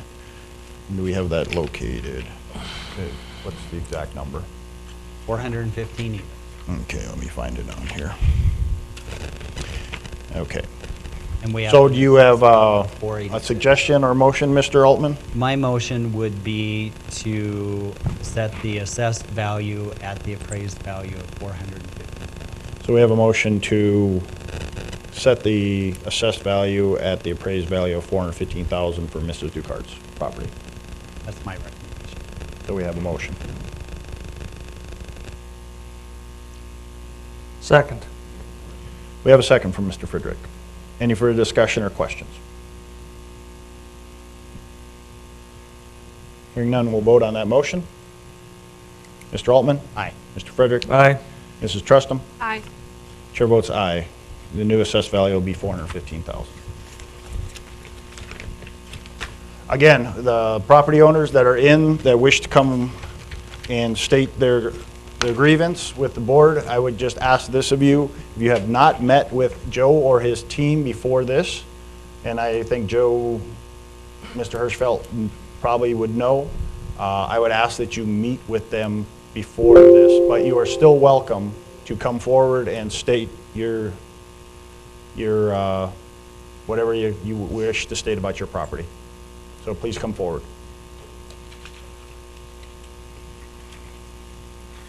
Mr. Director, and the rest of you commissioners, I met with the people downstairs. Could you please state your name for the My name is record? Miles Bob at 39 8th Street East. Okay. And they told me I'd be on the order tonight. Why was my name dropped? I cannot answer that question, sir. I just have what's mean- in front of me. There's somebody is screwing up there. That's all I gotta say. Person that came and supposedly appraised my property, he never got in it. And I told him, I says, I will let you in it when you give me the names and the addresses of everybody that's on this board so I can go look at their property, compare them to mine. He says, no, I can't do that. I don't think he can do that. That's right. So why should I let him in my house? Oh, Well, because if you don't, then he has to guess what the inside looks like, and you're going to get a value that's either Okay. higher or lower than what it's assessed at. So you have to have an equal, you have that option. you have the option of saying no, but then they have to go with assumptions. So then you are going to get. He doesn't know what's in that house. Exactly. I mean, that's a 58-year-old house. They increased it by $57,900 in 1 year. Is that actual what the thing is going to be worth? I don't know. How many of you because he guys hasn't- are willing to write me a check tomorrow morning at 25% of what this appraisal is on this house, and I'll give it to you in 3 months, and you can pay me the rest? Who wants to do that? What was the house yeah. number? What was your Huh? house number? 260,000. No, the address, Pardon? the house address. 39 8th Street East.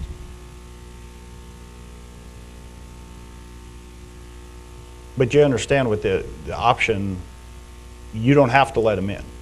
So they just have to assess from, I know, but the thing of it is, I told them, I says, if they want to come in, I want to see everybody else's house on this commission, see what their houses are like, and see what they're appraised at.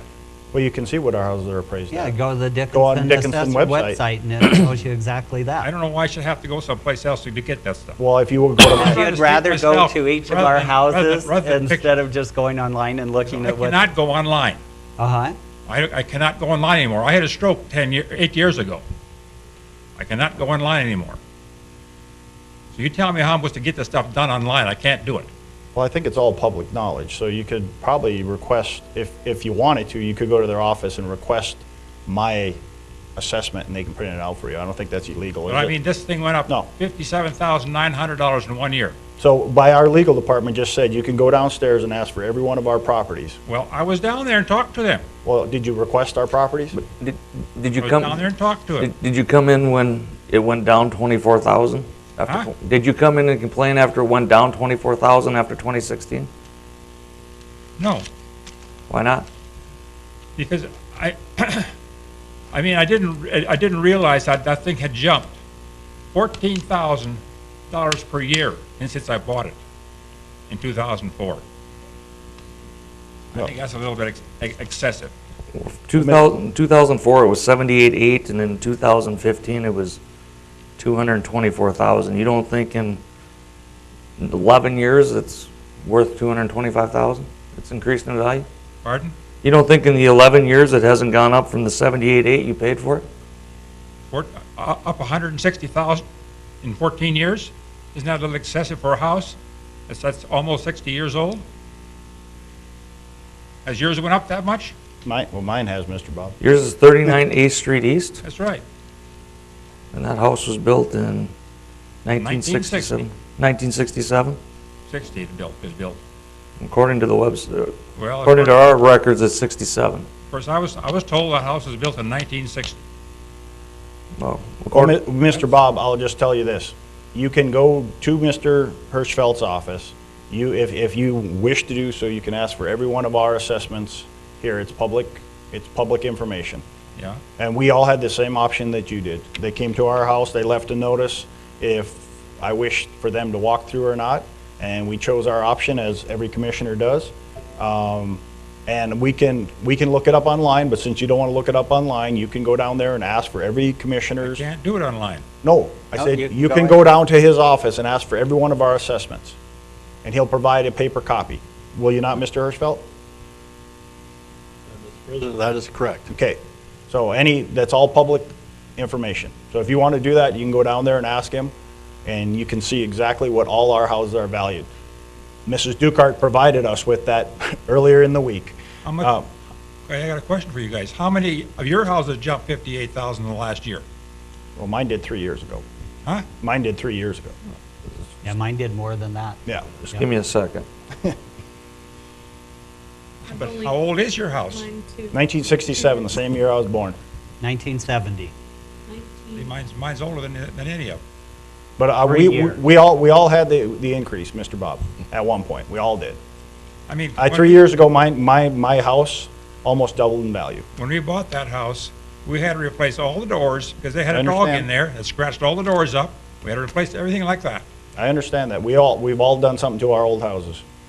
So, I mean, that's the thing, and that's why I don't know where they're coming up with these figures. Well, If anybody here wants to give me 30% above what that thing is appraised at, I'll come down tomorrow morning, we'll sign a piece of paper, and in 3 months, you can have it. Well, Mr. Bob, I think respectfully, you saw what I happened. can't with hear this- you. You saw recently what happened with Mrs. Dukart. She allowed an appraisal to happen. We saw that and we worked with her. Having not seen the inside of your house, it's very difficult for us to change your evaluation. You either need to let the assessor in to look at it or do an independent appraisal. I told that person down the stairs in their office. You get me, I'll go look at your houses and see what your stuff's appraised at. He said he won't do that. That's why I won't let him in my house. Why should I have to let him in my house? Then unfortunately, we can't change your you've assessed you've value. tied our hands, so Huh? we can't do anything to your assessment.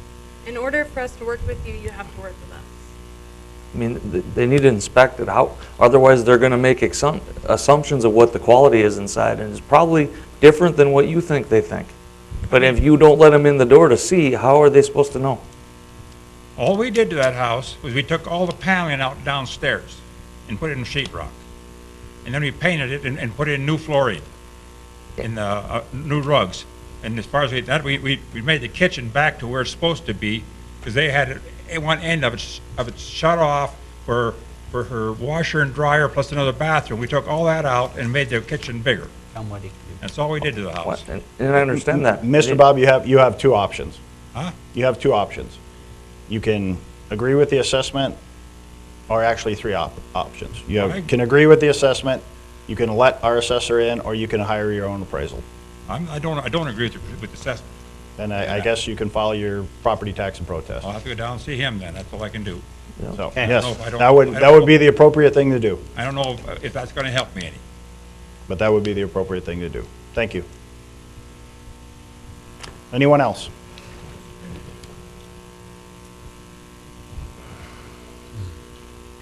Hi, my name's Terry Clement, Terrence F. Clement, Dickinson, North Dakota. I've got four properties. I don't have anything to give you. One's on 2150 First Street West. It's a 12-plex. It's appraised at 1,272,000. The other one's an eightplex at 128 23rd Avenue West. That's appraised at 853.4.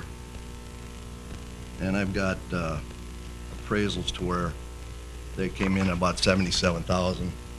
Their appraisals come up to 106,000. So if we're gonna go with appraisals, I'd like to, Have you met with, yeah, I've talked Mr. to Joe. He told Do me you have 2 years ago any that, information? you know, it's gonna go down as fast as it went up. That was 2 years ago. have you met with them this year? Yeah. I took Yes. him appraisals twice on that 2150. Okay. And there's 2 other properties, right down the street from Carlos's, 1589 10th Avenue West. It's an 18-plex. 1527 10th Avenue West, it's 24-plex, probably identical to Carlos's. That's 48,379 a unit. Carlos's 35,854 a unit. So, you know, if you're gonna do apples to apples and he's getting 35,000, you know, I should get a reduction. Would you be willing to meet with Mr. Hirschfeld again? Oh, yeah. And then 1589 is 52,861 a unit. It's an 18-plex. Well, I can't go, I don't think it can go up that much just because it's an 18-plex. Neither, you know. Well, it's hard for us to make any kind of judgment. We have no information on any of your property in front of Well, us. they're the same size as Carlos's, pretty much the same build. Actually, his is probably in better shape, better built than either one of those units. So I'll meet with him. Okay, Okay, appreciate it. Okay. thanks.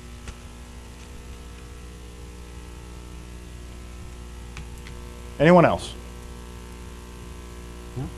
Nope, you're not. You're the last one in the room. Well, Joe, my name's Jared Roloff. I'm with Paramount Storage, DVA all-season storage. We recently purchased a property last fall, first week of November 2017.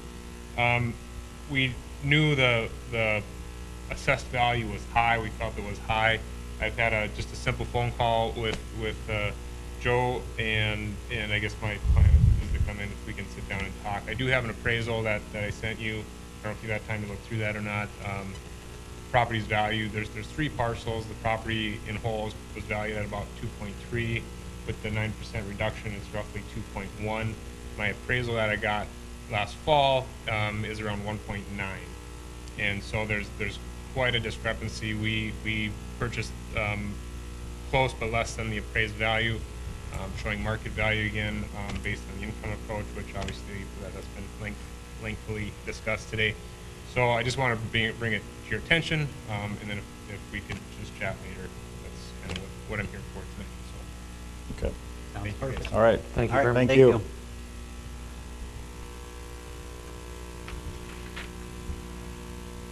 Line 7, do we have any property needing to be added to the assessment list? Mr. President, at this time, we do not have anything to add to the assessment list. Okay, so the Board of Equalization shall place upon and add to the assessment roll any real property subject to taxation, according to North Dakota Century Code 57-11-05. There will be no reduction after the session of the board each year, but since we are continuing discussions, this board will not be, as last year, will not be official until we have either added to the next city commission meeting or a special meeting. Am I correct? Mr. President, if I may, if we could conclude the work of the board on all the properties except for these outstanding ones, that way we do not Okay. leave it open for anybody else. That would be great, if we could have that motion. I'd make that motion. Second.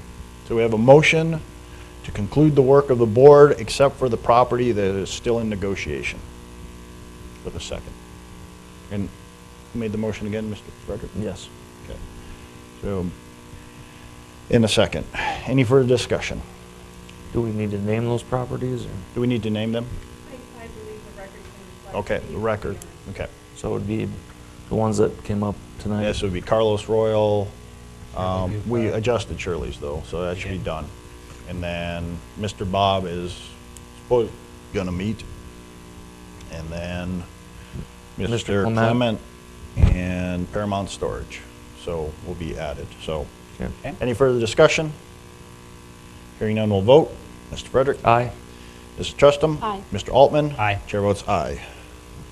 We have approved the work completed by the assessor's office. Do we need to consider any applications for exemption to improvements? Mr. President, yes, we do. On the back of the report that I gave you, there's a list of exemptions. So that would be the exemptions that we are bringing before you. There's 3 pages. And that is, Those are churches, hospitals, nonprofits. the ones that are- blind So and that's- handicap exemptions. All the ones that end up on right. the list every So those are basically nonprofits or people that qualify through disability or veterans preference or, And there's a different program for veterans. They're Right. not on this, but yes, that would Okay. be Okay. the gist of them. Okay. okay. Mr. President, I would move to approve the exemption applications. I would Okay. second that. We have a motion to approve the exemption applications with a second. Any further discussion? Hearing none, we'll vote. Mrs. Trustum? Aye. Mr. Altman? Aye. Mr. Frederick? Aye. Chair votes aye. Exemption applications are approved. Do we have any oh, no, we already did that. Okay. I guess I would look for, is there anything further, Mr. Hirschfeld? Mr. President, Commissioners, I have nothing else at this time for you. Okay. Mr. President, Yes. I just want to thank Mr. Hirschfeld. I know this is not easy at times, and people can be very difficult as well. We do appreciate everything you do, and our job is to look at independent appraisals and, or excuse me, assessments and decide what is fair. So although we worked with some constituents today, we are very much in gratitude for what you do. But I think that's an important note to make. Yeah, I would echo that. You know, I have the utmost confidence in you. You know, I've watched you work with individual homeowners, apartment owners, business owners, and you have always been fair and forthright. Sometimes the answer isn't what they want, but you have always been able to validate it with how you do it and how you treat everybody fairly. Obviously, there can be some anomalies that pop up, and you've been very willing to work with us and as a board. And so I think to echo your sentiment, we do not call into question your integrity or how you've come up with these numbers. There just seems to be at times some outliers that come before us. And so we appreciate how diligently you work with everyone. And I think we need to have a serious discussion during the budget process of getting, if Vanguard can't do it, then we need to look at someone else to assist your team, either hiring Yep. another person in-house so Yep. that we have a team of people. And Yeah. that's We what do- my comments were alluding to earlier, is we're going to really need to look at the budget and in the future. Yeah. Because seeing some of these coming forward, they won't be the last. Right. Right, and we, like I said, we either need to. We gotta give Joe make- the tools he needs to be successful. Yes, and if we can't find people, then we need to hire somebody to help. Yep. I mean, like a firm, so. Yep. An outside again. And if Vanguard can't do it, then we go looking, Yep. so. Okay, anything else? Move to adjourn. Second. All right, we are adjourned.